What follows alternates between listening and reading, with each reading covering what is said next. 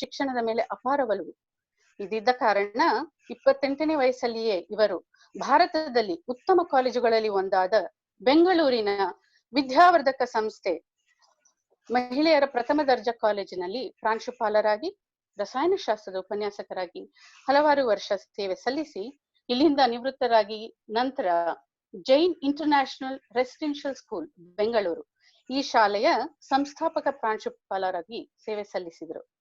ಈಗ academy of creative teaching ಸಂಸ್ಥೆಯ ನಿರ್ದೇಶಕರಾಗಿ ಕಾರ್ಯನಿರ್ವಹಿಸುತ್ತಿದ್ದಾರೆ. ಹಲವಾರು ಶೈಕ್ಷಣಿಕ ಸಂಸ್ಥೆಗಳಲ್ಲಿ ಉನ್ನತ ಹುದ್ದೆಗಳನ್ನು ಅಲಂಕರಿಸಿ 22 ಸಂಶೋಧನಾ ಲೇಖನಗಳನ್ನು ಅಂತಾರಾಷ್ಟ್ರೀಯ ಮಟ್ಟದಲ್ಲಿ ಹೊರತಂದಿದ್ದಾರೆ.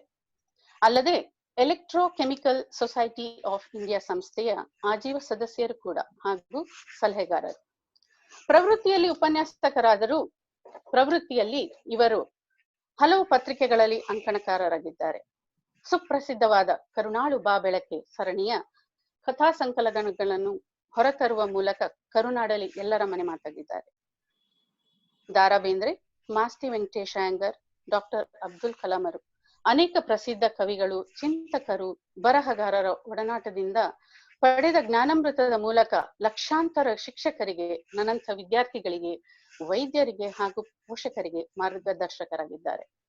ತಮ್ಮದೇ ಆದ ವಿಭಿನ್ನ ಶೈಲಿಯ ಸೃಜನಶೀಲ ಉಪನ್ಯಾಸಗಳಿಂದ ದೇಶದಲ್ಲಿ ಹಲವಾರು ವಿದೇಶಗಳಲ್ಲಿಯೂ ಕೂಡ ವಿಶ್ವವಿಖ್ಯಾತರಾಗಿದ್ದಾರೆ. ನಮ್ಮ ಗುರುಗಳ ಈ ಸಾಧನೆಗೆ ಕಳೆದ ವರ್ಷ 2019ರಲ್ಲಿ ಕರುನಾಡ ಅತ್ಯಮೂಲ್ಯವಾದ ಶಿಕ್ಷಣ ವಿಭಾಗದಲ್ಲಿ ರಾಜ್ಯೋತ್ಸವ ಪ್ರಶಸ್ತಿಗೆ ಆಯ್ಕೆಯಾದರು. ಸರ್, ಮತ್ತೊಮ್ಮೆ ನಿಮಗೆ ಹೃತ್ಪೂರ್ವಕ ಅಭಿನಂದನೆಗಳು. ತುಂಬಿದ ಕೊಡ ತುಳ್ಕೊಳ್ಳ ಎಂಬುದಕ್ಕೆ ನಿದರ್ಶನ ನಾನು ನನ್ನ ಜೀವನದಲ್ಲಿ ಕಂಡಂತ ಏಕೈಕ ಸರಳ ವ್ಯಕ್ತಿಗಳು, ಸಜ್ಜನರು, ಸಹೃದಯಿಗಳು, ಸದಾ ಹಸನ್ಮುಖರು, ಉದಾರ ಮನೋಭಾವವುಳ್ಳವರು, ದಾನಶೀಲರು ಹಾಗೂ ಸದಾ ಧನಾತ್ಮಕ ಚಿಂತಕರು ಅಂದ್ರೆ ಪಾಸಿಟಿವ್ ಥಿಂಕಿಂಗ್. ಡಾಕ್ಟರ್ ಗುರುರಾಜ್ ಕರ್ಜ್ಗಿ ಅವ್ರ ಬಗ್ಗೆ ಹೇಳ್ತಿದ್ರೆ ನಿರಂತರವಾಗಿ ಇಡೀ ದಿನ ಹೇಳ್ತಾನೆ ಇರ್ತೀನಿ. ಹೆಚ್ಚಿನ ಸಮಯ ವಿಳಂಬನೆ ಮಾಡದೆ ಬನ್ನಿ, ತುಂಬ ಹೃದಯದಿಂದ ಸ್ವಾಗತಿಸೋಣ ಡಾಕ್ಟರ್ ಗುರುರಾಜ್ ಕರ್ಜ್ಗಿ ಅವರನ್ನ. ಸರ್ ನಮಸ್ಕಾರ. ತುಂಬಾ ಸಂತೋಷ. ಅದರಲ್ಲಿ ಸವಿತಾ ಸ್ವಾಗತ ಮಾಡಿದ್ ಇನ್ನೂ ಹೆಚ್ಚು ಖುಷಿ ಆಯ್ತು ನನಗೆ. ಗುರುಭ್ಯೋ ನಮಃ ಸರ್, ಸಾಷ್ಟಾಂಗ ನಮಸ್ಕಾರಗಳು. ಸಂತೋಷ. ಶುರು ಮಾಡ್ಬೋದಾ ನಾನು? ಹಾ ಸರ್. ಎಲ್ಲರಿಗೂ UK ಕನ್ನಡ ಬಳಗದ ಎಲ್ಲ ಸಹೃದಯರಿಗೆ ನನ್ನ ನಮಸ್ಕಾರಗಳು. ತಮ್ಮ ಪ್ರೀತಿಯ ಅಂತಃಕರಣ ಬಹಳ ದೊಡ್ಡದು. ನಾನು ಅಲ್ಲಿ ಬಂದಾಗ ತಾವು ನೀಡಿದಂತಹ ಪ್ರೀತಿಗೆ ನಾನು ಹೇಗೆ ಋಣಿಯಾಗಿರ್ಬೇಕೋ ಗೊತ್ತಿಲ್ಲ. ಆದರೆ ಮತ್ತೊಮ್ಮೆ ಪ್ರೀತಿ ನಮ್ಮನ್ನು ಒಂದ್ ಕಡೆ ತಂದಿದೆ ಅನ್ನೋ ಸಂತೋಷ. ನನಗೆ ಡಾಕ್ಟರ್ ಗಿರೀಶ್ ಅವರು ಮಾತಾಡಿದಾಗ, ಸುಮನಾ ಅವರು ಮಾತಾಡಿದಾಗ 2 ವಿಷಯಗಳನ್ನು ಆರಿಸ್ಕೊಳ್ಳಿ ಎಂದ್ರು. ಅದು ನಾನು ಹೇಳಿದೆ, ಇದು ತುಂಬಾ ಚೆನ್ನಾಗಿದೆ, ಇದು ಬದುಕಿನ ಉನ್ನತಿಯ ದಾರಿಗೆ ಕಗ್ಗದ ಬೆಳಕು ಅಂತ. ನಮ್ಮ ಮಂಕುತಿಮ್ಮನ ಕಗ್ಗ DVG ಅವರು ಬರೆದಂತಹ ಅತ್ಯದ್ಭುತ ಕೃತಿ. ಯಾರೋ ವಿಮರ್ಶಕರು ಹೇಳ್ತಾರೆ, DVG ಕಗ್ಗ ಒಂದು ಬಿಟ್ಟು ಇನ್ನೇನು ಬರೀದೆ ಹೋದ್ರು ಕೂಡ ಜಗತ್ ಪ್ರಸಿದ್ಧರಾಗ್ತಿದ್ರು ಅವರು ಅಂತ. 945 ಪದ್ಯಗಳು ಅದರಲ್ಲಿರುವಂತಹದ್ದು, ಒಂದೊಂದು ಅದ್ಭುತವಾದದ್ದು.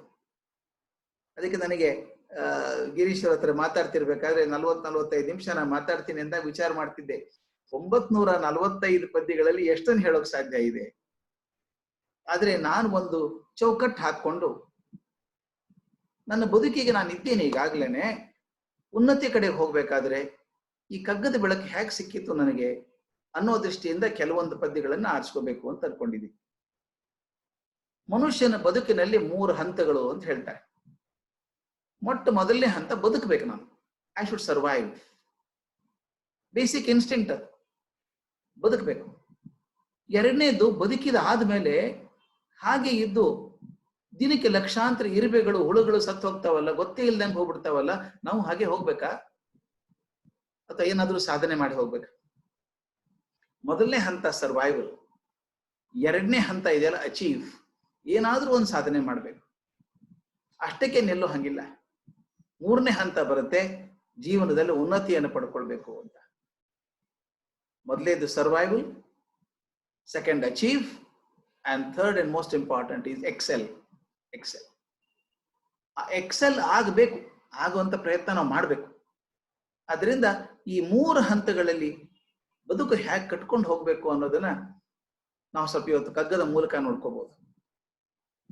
ನಮ್ಮ ಪುರಾಣಗಳಲ್ಲಿ ಬರೋ ಹಾಗೆ 84 ಲಕ್ಷ ಜೀವರಾಶಿಗಳಿದ್ದಾವಂತೆ ಭೂಮಿ ಮೇಲೆ.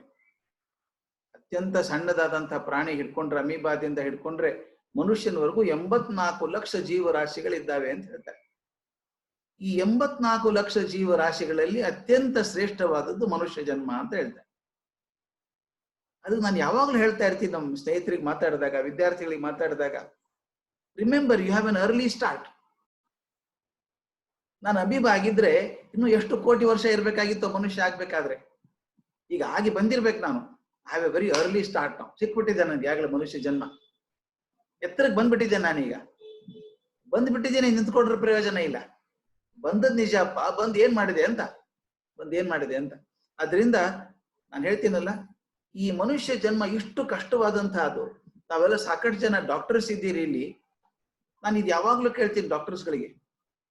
ಒಂದು ಕಾರ್ ಇದೆ, ಒಂದು ಚೆನ್ನಾಗಿರೋ ಕಾರು, ಎಲ್ಲ ಪಾರ್ಟ್ ಬಿಚ್ಚಿಬಿಡಿ, ಎಲ್ಲ part two the last screw and nail ಎಲ್ಲ ಬಿಚ್ಚಿ ಹರಡ್ಬಿಡಿ ಒಂದ್ ಕಡೆಗೆ. ಅಯ್ಯೋ ಎಷ್ಟೊಂದು ಪಾರ್ಟ್ಸ್ ಇದಾವಲ್ಲ ಕಾರಲ್ಲಿ, ನನ್ಗೆ ಗೊತ್ತೇ ಆಗಲಿಲ್ಲ ಇಷ್ಟೊಂದು ಪಾರ್ಟ್ ಇದೆ ಅಂತ ಅಂತೀವಿ ನಾವು. ಆದ್ರೆ ಅದಕ್ಕಿಂತ ಹೆಚ್ಚಿನ ಪಾರ್ಟ್ ಈ ಬಾಕ್ಸ್ ಒಳಗಿದೆಯಲ್ಲ, ಮನುಷ್ಯ ದೇಹದ ಬಾಕ್ಸ್ ಒಳಗಿದೆಯಲ್ಲ, ಇನ್ನೂ ಅರ್ಥವೇ ಆಗಿಲ್ಲ. ನಾವು ವೈದ್ಯಕೀಯ ವಿಜ್ಞಾನ ಇಷ್ಟೊಂದು ಮುಂದುವರೆದಿದೆ ಅಂತ ಹೇಳಿದ್ರು ಕೂಡ ಇನ್ನೂ ನಾವು ಮನುಷ್ಯನ ದೇಹ ಅರ್ಥವೇ ಆಗಿಲ್ಲ. ಮನಸ್ಸಂತೂ ದೂರ ಉಳಿದಿದೆ ಬಿಡಿ, ದೇಹನೇ ಅರ್ಥ ಆಗಿಲ್ಲ. ಇನ್ನು ಒಂದು ಹನಿ ರಕ್ತ ತಯಾರು ಮಾಡೋಕ್ಕಾಗಿಲ್ಲ ನಮ್ಗಿನ್ನೂ. ದೇಹ ಆರಾಮಾಗಿ ಮಾಡ್ಬಿಡುತ್ತದೆ ಅದನ್ನ. ಇಷ್ಟು ಕಾಂಪ್ಲಿಕೇಟೆಡ್ ಮಷಿನ್ ಇದೆಯಲ್ಲ, ಅದು ನಾನು ಯಾವಾಗ್ಲೂ ಹೇಳುದು, ಈ ಮನುಷ್ಯ ಜನ್ಮ ಹುಟ್ಟಿದ್ದೇ ಯಶಸ್ಸಿಗೋಸ್ಕರ. Human body is designed for success, not for failure. ಇಷ್ಟೆಲ್ಲ ಅದ್ಭುತ ಇಟ್ಕೊಂಡು ನನ್ನ ಕಡೆಯಿಂದ ಆಗ್ಲಿಲ್ಲ ಅಂದ್ರೆ ದುರಂತ. ಅದು ಹೇಳುದು, ಯಶಸ್ಸು ಬರಲೇಬೇಕಾದದ್ದು, ಬರದೇ ಹೋದ್ರೆ ದುರಂತ ಅಂತ. ಅದಕ್ಕೆ DVG ಹೇಳ್ತಾರೆ, ನಾನು ಹೇಳ್ತಾ ಹೋದಾಗ ಯಾರಾದ್ರೂ ಕಗ್ಗ ಇಟ್ಕೊಂಡಿದ್ರೆ ನನ್ನ ಪದ್ಯದ ನಂಬರ್ ಕೂಡ ಹೇಳ್ಬಿಡ್ತೀನಿ, ಸುಲಭ ಆಗತ್ತೆ ಮುಂದೆ ಓದೋದಕ್ಕೆ ಅಂತ. ಪದ್ಯದ ನಂಬರ್ ಯಾವಾಗ್ಲೂ ಹೇಳೋದು ಉಂಟು ನಾನು, 325, 325. ಎಷ್ಟು ಬಗೆಯ ಯಂತ್ರಗಳು ಒಳು ಎಷ್ಟು ರಸಮಿಶ್ರದಿಂ, ಎಷ್ಟು ಆದಿಭೂತಗಳು ಪರಿಪಾಕ ಹೊಂದಿ ಒಟ್ಟು ಸೇರಿ ಹವು ನರನೆಂಬ ಸಿದ್ಧಿಯೊಳು, ಅವನು ಸೃಷ್ಟಿ ಶೈಲದ ಶಿಖರ ಮಂಕುತಿಮ್ಮ. DVG ಮಾತು ಅವರಿಗೆ ಸರಿ. ಎಷ್ಟು ಬಗೆಯ ಯಂತ್ರಗಳೋಳು, ಈ ಒಳಗೆ ಎಂತ ಯಂತ್ರ ರೀ ಇದು, ಎಷ್ಟು ಕರೆಕ್ಟ್ ಆಗಿ ಬೀಟ್ ಮಾಡುತ್ತೆ ಹಾರ್ಟು. ಹುಟ್ಟಿದಾಗಿ ನೀನ್ ಸಾಯೋವರೆಗೂ ಆ ಪುಪ್ಪುಸ ಕೆಲಸ ಮಾಡುತ್ತೆ, ಲಂಗ್ಸ್ ಕೆಲಸ ಮಾಡ್ತವೆ. ಅವು ನಿಲ್ಸೋ ತನಕ ಗೊತ್ತೇ ಇಲ್ಲ ಒಳಗಿದಾವೆ ಅಂತ ನಮ್ಗೆ ನೆನಪೇ ಇರಲ್ಲ. ಅಷ್ಟು ಅದ್ಭುತ ಮಷಿನ್ ಸೃಷ್ಟಿ ಮಾಡಿದ್ದಾನೆ. ಎಷ್ಟು ಬಗೆಯ ಯಂತ್ರಗಳು, ಎಷ್ಟು ರಸ ಮಿಶ್ರದಿಂ, ಅದೇನ್ ಬಾಡಿಯೊಳಗೆ ಎಷ್ಟು ರಸ ಸೇರ್ಕೊಂಡಿದಾವೋ ಅವೆಲ್ಲ ಸೇರ್ಕೊಂಡಿದ್ದಾವೆ. ಎಷ್ಟು ಆದಿಭೂತಿಗಳು ಪರಿಪಾಕ ಹೊಂದಿ, ಇವೆಲ್ಲ ಸೇರಿ ಒಂದು ಪರ್ಫೆಕ್ಷನ್ ಫಾರ್ಮುಲಾ ಆದಾಗ ಒಟ್ಟು ಸೇರಿ ಹವು ನರನೆಂಬ ಸಿದ್ಧಿಯೋಳು, ನರ ಅನ್ನುವಂಥ ಒಂದು ದೊಡ್ಡ ಸಾಧನೆಯೊಳಗೆ ಇವೆಲ್ಲ ಸೇರ್ಕೊಂಡ್ಬಿಟ್ಟಿದ್ದಾವೆ. ಅದಕ್ಕೆ ಹೇಳ್ತಾರೆ, ಮನುಷ್ಯ ಅನ್ನುವಂಥದ್ದು ಸೃಷ್ಟಿ ಶೈಲದ ಶಿಖರ ಮಂಕುತಿಮ್ಮ. ಸೃಷ್ಟಿ ಶೈಲ, ಈ ಸೃಷ್ಟಿ ಒಂದೇನು ಪರ್ವತ ಕಟ್ಕೊಂಡ್ ಬಂದಿದೆಯೋ, ಒಂದು ಶಿಲ್ಪ ಕೆತ್ತಿಟ್ಟಿದೆ. ಆ ಶಿಲ್ಪದ ಶಿಖರ ಅಂದ್ರೆ ಮನುಷ್ಯ ಇದ್ದಾಗೆ. ಭಗವಂತ ಸೃಷ್ಟಿ ಮಾಡಿದಂತ ಎಲ್ಲ ಜೀವಗಳಿಗೂ ಶಿಖರ ಪ್ರಾಯವಾಗಿರುವಂತದ್ದು ಈ ಮನುಷ್ಯ. ಈ ಮಾತನ್ನು ಯಾಕೆ ಹೇಳಿದೆ ಅಂದ್ರೆ, ಇಂಥ ದೊಡ್ಡ ಬದುಕು ಭಗವಂತ ಕೊಟ್ಟಿದ್ದಾನೆ ನಮಗೆ. ಶ್ರೇಷ್ಠವಾದಂತ ದೇಹ ಕೊಟ್ಟಿದ್ದಾನೆ, ಶ್ರೇಷ್ಠವಾದಂತ ಮನಸ್ಸು, ಶಕ್ತಿ ಕೊಟ್ಟಿದ್ದಾನೆ. ಆದ್ರೆ ಇದ್ರೊಳಗೆ ಬದುಕಿ ಹೋಗುವಾಗ ನಾವು ಬರೀ ಸಾಮಾನ್ಯರಾಗಿ ಹೋದ್ರೆ ಸರಿ ಆಗೋಲ್ಲ. ಏನಾದ್ರೂ ಒಂದು ಸಾಧಿಸಿ ಹೋಗಬೇಕು, ಒಂದು ಔನ್ನತ್ಯ ಸಾಧಿಸಬೇಕು. ಅದು ನಮ್ಮ ಜೀವನದ ಪರಮ ಗುರಿ ಆಗ್ಬೇಕು ಅಂತ ಹೇಳ್ತಾರೆ. ನಾವು ಶ್ರೇಷ್ಠ ಆಗೋದು ಹೇಗೆ, ಆಗಬೇಕು ಅಂತ ಆಸೆ ಎಲ್ರಿಗೂ ಇದೆ. ಆದ್ರೆ ದಯವಿಟ್ಟು ಗಮನಿಸಿ, ಎಲ್ರೂ ಶ್ರೇಷ್ಠರಾಗಬೇಕು ಅಂತ ಅಪೇಕ್ಷೆ ಇಟ್ಕೊಂಡಿರೋದು. ಬಹಳ ಜನ ಆಗೋಲ್ವೇ? ಯಾಕಾಗಲ್ಲ? ಅದಕ್ಕೆ ಹೇಳ್ತಾರೆ, ನಮ್ಮಲ್ಲಿ ಮೃತ್ಯುಂಜಯತೆ ಬರಬೇಕು ಅಂತ DVG ಹೇಳ್ತಾರೆ. ಸಾವನ್ನು ಗೆಲ್ಲೋಕ್ ಸಾಧ್ಯ ಇದೆಯಾ? ಇಲ್ಲ. ಆದ್ರೆ ಕಠೋಪನಿಷತ್ ನೋಡಿ ನೀವು, ಕಠೋಪನಿಷತ್ತಲ್ಲಿ ಹುಡುಗ ಕೇಳ್ತಾನ ನಚಿಕೇತ ಯಮನಿಗೆ, ಸಾವನ್ನು ಗೆಲ್ಲಬಹುದಾ ಅಂತ ಕೇಳ್ತಾನೆ. ಯಮನ ಉತ್ತರ ಚೆನ್ನಾಗಿದೆ, ಸಾವನ್ನು ಗೆಲ್ಲೋಕ್ ಆಗಲ್ಲ ಅಂತ ಹೇಳಲ್ಲ ಅವನು. ಗೆಲ್ಲಬಹುದು, ಆದ್ರೆ ದೇಹದಿಂದ ಗೆಲ್ಲೋಕ್ಕಾಗಲ್ಲ. ದೇಹಕ್ಕೆ ಒಂದು ಲಿಮಿಟ್ ಇದೆ. ಶರೀರ ಅಂತ ಹೆಸರಿದು. ಸಂಸ್ಕೃತದಲ್ಲಿ ಶರೀರ ಅಂದ್ರೆ ಪ್ರತಿ ಕ್ಷಣಕ್ಕೂ ಸವೆದು ಹೋಗುವಂತ ಮಣ್ಣಿನ ಗಡಿಗೆ, ಪ್ರತಿ ಕ್ಷಣಕ್ಕೂ ಸವದೆ ಹೋಗುವಂತದ್ದು, ಪರ್ಮನೆಂಟ್ ಆಗಿರೋದಲ್ಲ ಇದು. ಅದಕ್ಕೆ ಹೇಳ್ತಾನೆ ಯಮ, ದೇಹದಿಂದ ನೀವು ಸಾವನ್ನು ಗೆಲ್ಲೋಕ್ ಸಾಧ್ಯ ಇಲ್ಲಪ್ಪ, ಆದ್ರೆ ನೀವು ಮಾಡುವ ಕೆಲಸಗಳಿಂದ ಸಾವನ್ನು ಗೆಲ್ಲಬಹುದು. ದಯವಿಟ್ಟು ಗಮನಿಸಿ, 9600 ವರ್ಷಗಳಿದ್ದಂತ ರಾಮ ತನ್ನ ಮೌಲ್ಯಗಳಿಂದಾಗಿ, ತನ್ನ ಸಿದ್ಧಿಯಿಂದಾಗಿ ಇವತ್ತು ದೇವರಾಗಿ ನಿಂತಿಲ್ವ? ಅವನು ದೇವರಾಗ್ಬಿಟ್ಟಿದ್ದಾನೆ. ಒಬ್ಬ ಕೃಷ್ಣ ಅವನ ಮನಸ್ಸು ಮಾಡಿದ್ರೆ ಚಕ್ರವರ್ತಿ ಆಗ್ಬಹುದಾಗಿತ್ತು, ಏನೂ ಆಗ್ಬಹುದಾಗಿತ್ತು. ಆದ್ರೆ ಏನೂ ಆಗದೆ ಕುರುಕ್ಷೇತ್ರದಲ್ಲಿ ತನ್ನ ಶಿಷ್ಯನಾಗಿದ್ದಂತ ಅರ್ಜುನನ ರಥಕ್ಕೆ ಸಾರಥಿಯಾಗಿ ಕುದುರೆ ತೊಳೆದ್ ನಿಂತನಲ್ಲ, ಕರ್ಮ ಮಾರ್ಗಕ್ಕೆ ಒಂದು ಮಾದರಿಯಾದಂತ ಕೃಷ್ಣ. ಅವನು ದೇವರಾಗ್ಬಿಟ್ಟ. ಒಬ್ಬ ಬುದ್ಧ, ಒಬ್ಬ ಮಹಾವೀರ, ಅವರೆಲ್ಲ ದೇವರಾಗ್ಲಿಲ್ವಾ? ಅವರೆಲ್ಲ ದೇಹ, ಒಬ್ಬರು ದೇಹ ಇಲ್ಲ ಈಗ, ಒಬ್ಬರದು ದೇಹ ಇಲ್ಲ ಈಗ, ಆದ್ರೆ ಅವರೆಲ್ಲರೂ ದೇವರಾಗಿದ್ದಾರೆ. ಅದಕ್ಕೆ ಹೇಳ್ತಾರೆ, ಬಿದ್ದುದನು ನಿಲ್ಲಿಪುದೇ ನರನ ಮೃತ್ಯುಂಜಯತೆ. ಮನುಷ್ಯ ಮೃತ್ಯುಂಜಯ ಆಗೋದು ಯಾವಾಗ ಅಂದ್ರೆ, ಬಿದ್ದಿದನು ನಿಲ್ಲಿಪುದೇ ನರನ ಮೃತ್ಯುಂಜಯತೆ. ಶುದ್ಧಿಸೆದೆ ನಭ ಧರೆಯ ಮರಮರಳಿ ಮಳೆಯಂ, ಗದ್ದೆ ಕೊಯ್ಲಾಗೆ ಮಗುಳ್ದದು ಬೆಳೆಯ ಕುಡದಿಹುದೇ, ಬಿದ್ದ ಮನೆಯನ್ನು ಕಟ್ಟೋ ಮಂಕುತಿಮ್ಮ. ಪದ್ಯ 474, 474. ಆ ಪ್ರಶ್ನೆ ಎಷ್ಟು ಚೆನ್ನಾಗಿದೆ ನೋಡಿ. ಬಿದ್ದಿದನು ನಿಲ್ಲಿಪುದೇ ನರನ ಮೃತ್ಯುಂಜಯತೆ. ಯಾವುದು ಬಿದ್ದು ಹೋಗಿದೆಯೋ ಅದನ್ನ ಎತ್ತಿ ನಿಲ್ಸೋದೆ ಮನುಷ್ಯನ ಶ್ರೇಷ್ಠತೆ ಅಂತ. ಮೃತ್ಯುಂಜಯತೆ, ಅವನು ಸಾವನ್ನು ಗೆಲ್ಲೋದು ಅದರಿಂದ. ಒಬ್ಬ ಕೃಷ್ಣ ಮಾಡಿದ, ಒಬ್ಬ ರಾಮ ಮಾಡಿದ, ಬಿದ್ದಂತಹ ವ್ಯವಸ್ಥೆಯನ್ನ ಕಟ್ಟಿಟ್ಟ. ಅಸಾಮಾನ್ಯನಾದಂತ ರಾವಣನನ್ನು ಹೊಡೆದು ಧರ್ಮ ಸ್ಥಾಪನೆ ಮಾಡ್ಲಿಲ್ವಾ? ಅದು ಮೃತ್ಯುಂಜಯತೆ. ಹೇಳ್ತಾರೆ, ಶುದ್ಧಿಸದೆ ನಭ ಧರೆಯ ಮರಮರಳಿ ಮಳೆಯಂ. ಪ್ರತಿ ಸಲ ಮೇಲೆ ಮೇಲೆ ಮೇಲೆ ಮಳೆ ಬಂದು ಭೂಮಿಯನ್ನು ಶುದ್ಧ ಮಾಡಲ್ವಾ? ಅದು ಎಷ್ಟೇ ಕೊಳಕಾಗ್ಲಿ ಮತ್ತೊಂದು ಮಳೆ ಬರುತ್ತೆ, ಮತ್ತೆ ಶುದ್ಧಿ ಮಾಡುತ್ತೆ, ಪ್ರತಿ ಸಲ ಮಾಡುತ್ತೆ. ಅದೇ ರೀತಿ ಗದ್ದೆ ಕೊಯ್ಲಾಗೆ, ಗದ್ದೆಯಲ್ಲಿ ಭತ್ತ ಕತ್ತರಿಸಿದ ಮೇಲೆ ಮಗುಳ್ದದು ಬೆಳೆಯ ಕೊಡದಿಹುದೇ. ಈ ಬಾರಿ ಬೆಳೆ ಕೊಡ್ತು ಅಂತ ಮುಂದಿನ ವರ್ಷ ಇನ್ನೇನ್ ಬೆಳೆ ಇಲ್ಲ ಅಂತ ಅನ್ನೋಂಗಿಲ್ಲ, ಮತ್ತೆ 3 ವರ್ಷ ಬೆಳೆ ಕೊಡ್ತದೆ. ಹೇಗೆ ಹಠದಿಂದ ತನ್ನ ಪುನರ್ ಸೃಷ್ಟಿ ಮಾಡ್ಕೊಂಡು ಹೋಗ್ತದೋ, ಸೃಷ್ಟಿ ಆಗ್ಲಿ ಗದ್ದೆ ಆಗ್ಲಿ ಪ್ರತಿಯೊಂದು ತನ್ನಂತಾನೆ ಬೆಳೆಸ್ಕೊಂಡು ಹೋಗುತ್ತಲ್ಲ, ಹಾಗೆ ಮಾಡೋದು ಒಳ್ಳೇದು. ಅದಕ್ಕೆ ಕೊನೆ ಮಾತು ಹೇಳ್ತಾರೆ, DVG ಕಗ್ಗದಲ್ಲಿ ಕಡೆ ಸಾಲ ಇದೆಯಲ್ಲ, ಅದು 10 ಸಲ ಓದ್ಕೋಬೇಕಪ್ಪ ನಾವು. ಕಡೆ ಸಾಲ, ಅರ್ಧ ಸಾಲ ಅದು ನೋಡಿದ್ರೆ ಎಷ್ಟು ಪ್ಯಾಕ್ ಮಾಡಿರ್ತಾರೆ ಅಂದ್ರೆ, ಬಿದ್ದ ಮನೆಯನ್ನು ಕಟ್ಟೋ ಮಂಕುತಿಮ್ಮ, ಬಿದ್ದ ಮನೆಯನ್ನು ಕಟ್ಟೋ ಮಂಕುತಿಮ್ಮ. ಮನೆ ಕಟ್ಟೋದು ಅಂದ್ರೆ ಕಾಂಕ್ರೀಟ್ ಮನೆ ಅಲ್ಲ ಅವ್ರು ಹೇಳ್ತಿರೋದು. ಎಲ್ಲಿ ಹೊಸದನ್ನು ಸೃಷ್ಟಿ ಮಾಡೋಕ್ ಸಾಧ್ಯ ಇದೆಯೋ ಸೃಷ್ಟಿ ಮಾಡು, ಹೊಸ ಸಂಶೋಧನೆಗಳನ್ನ ಮಾಡು, ಅದು ಪುನರ್ ಮೃತ್ಯುಂಜಯ. ಹೊಸ ಸಂಸ್ಕೃತಿಯನ್ನ ಕಟ್ಟು, ಮುರಿದ ಮನಸ್ಸುಗಳನ್ನ ಕಟ್ಟು, ಕುಸಿದ ಜೀವಿಗೆ ಧೈರ್ಯ ತುಂಬು. ಇವೆಲ್ಲ ಕಟ್ಟೋ ಕೆಲಸ ಅಂದ್ರೆ ಬರೀ ಮನೆ ಕಟ್ಟೋದಲ್ಲ, ಮನಸ್ಸು ಕಟ್ಟೋದು. ನಾನು ಅದಕ್ಕೆ ಹೇಳ್ತಿದ್ದೆ, ಹೊಸ ಸಂಶೋಧನೆ ಬಂದಾಗ ಬದಲಾವಣೆ ಆಗತ್ತೆ. ಹೊಸ ಸಂಸ್ಕೃತಿಯನ್ನ ಕಟ್ಟಬೇಕು. We should leave the foot prints on the sand of time, otherwise we disappear. ಏನು ಅರ್ಥ ಇಲ್ಲ. ಆ ಕಟ್ಟೋದಿದೆಯಲ್ಲ, ಕಷ್ಟ ಜೀವಿಗೆ ಅವ್ರು ಹೇಳ್ತಾರೆ, ದೊಡ್ಡ ಕೆಲಸ ಮಾಡ್ಬೇಕಂತಿಲ್ಲ. ನಿಮ್ ಪಕ್ಕದಲ್ಲಿದ್ದವ್ರು ದುಃಖದಲ್ಲಿದ್ದಾಗ ಹೋಗಿ ಏನ್ ಸಹಾಯ ಬೇಕು ನಿಮಗೆ ಅಂತ ಕೇಳೋದಿದೆಯಲ್ಲ, ಸಣ್ಣದು. ಏಕಚಕ್ರ ನಗರದಲ್ಲಿ ಇದ್ದಾಗ ಪಾಂಡವರು ಬ್ರಾಹ್ಮಣರ ವೇಷದಲ್ಲಿ ಇದ್ದಾರೆ ಒಬ್ಬರು ಮನೆಯಲ್ಲಿ.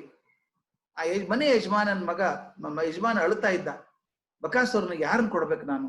ಇರೋರು 4 ಜನ ಮನೆಯಲ್ಲಿ, ನಾನ್ ಸತ್ತೋದ್ರ ಮನೆಯಲ್ಲಿ ಯಾರೂ ಇಲ್ಲ, ನನ್ನ ಹೆಂಡತಿ ಹೋದ್ರೆ ಮನೆ ಬದುಕೋಕ್ಕಾಗಲ್ಲ, ಮಗಳಿದ್ದಾಳೆ, ಮಗ ಇದ್ದಾನೆ, ಸಣ್ಣ ಮಗ, ಯಾರನ್ನ ಕಳಿಸ್ಲಿ ಅಂತ ಹೇಳ್ಬೇಕಾದ್ರೆ ಕುಂತಿ ಹೋಗಿ ನನ್ನ ಮಗನ ಕಳಿಸ್ತೀನಿ ಅಂತ ಹೇಳಲ್ಲ.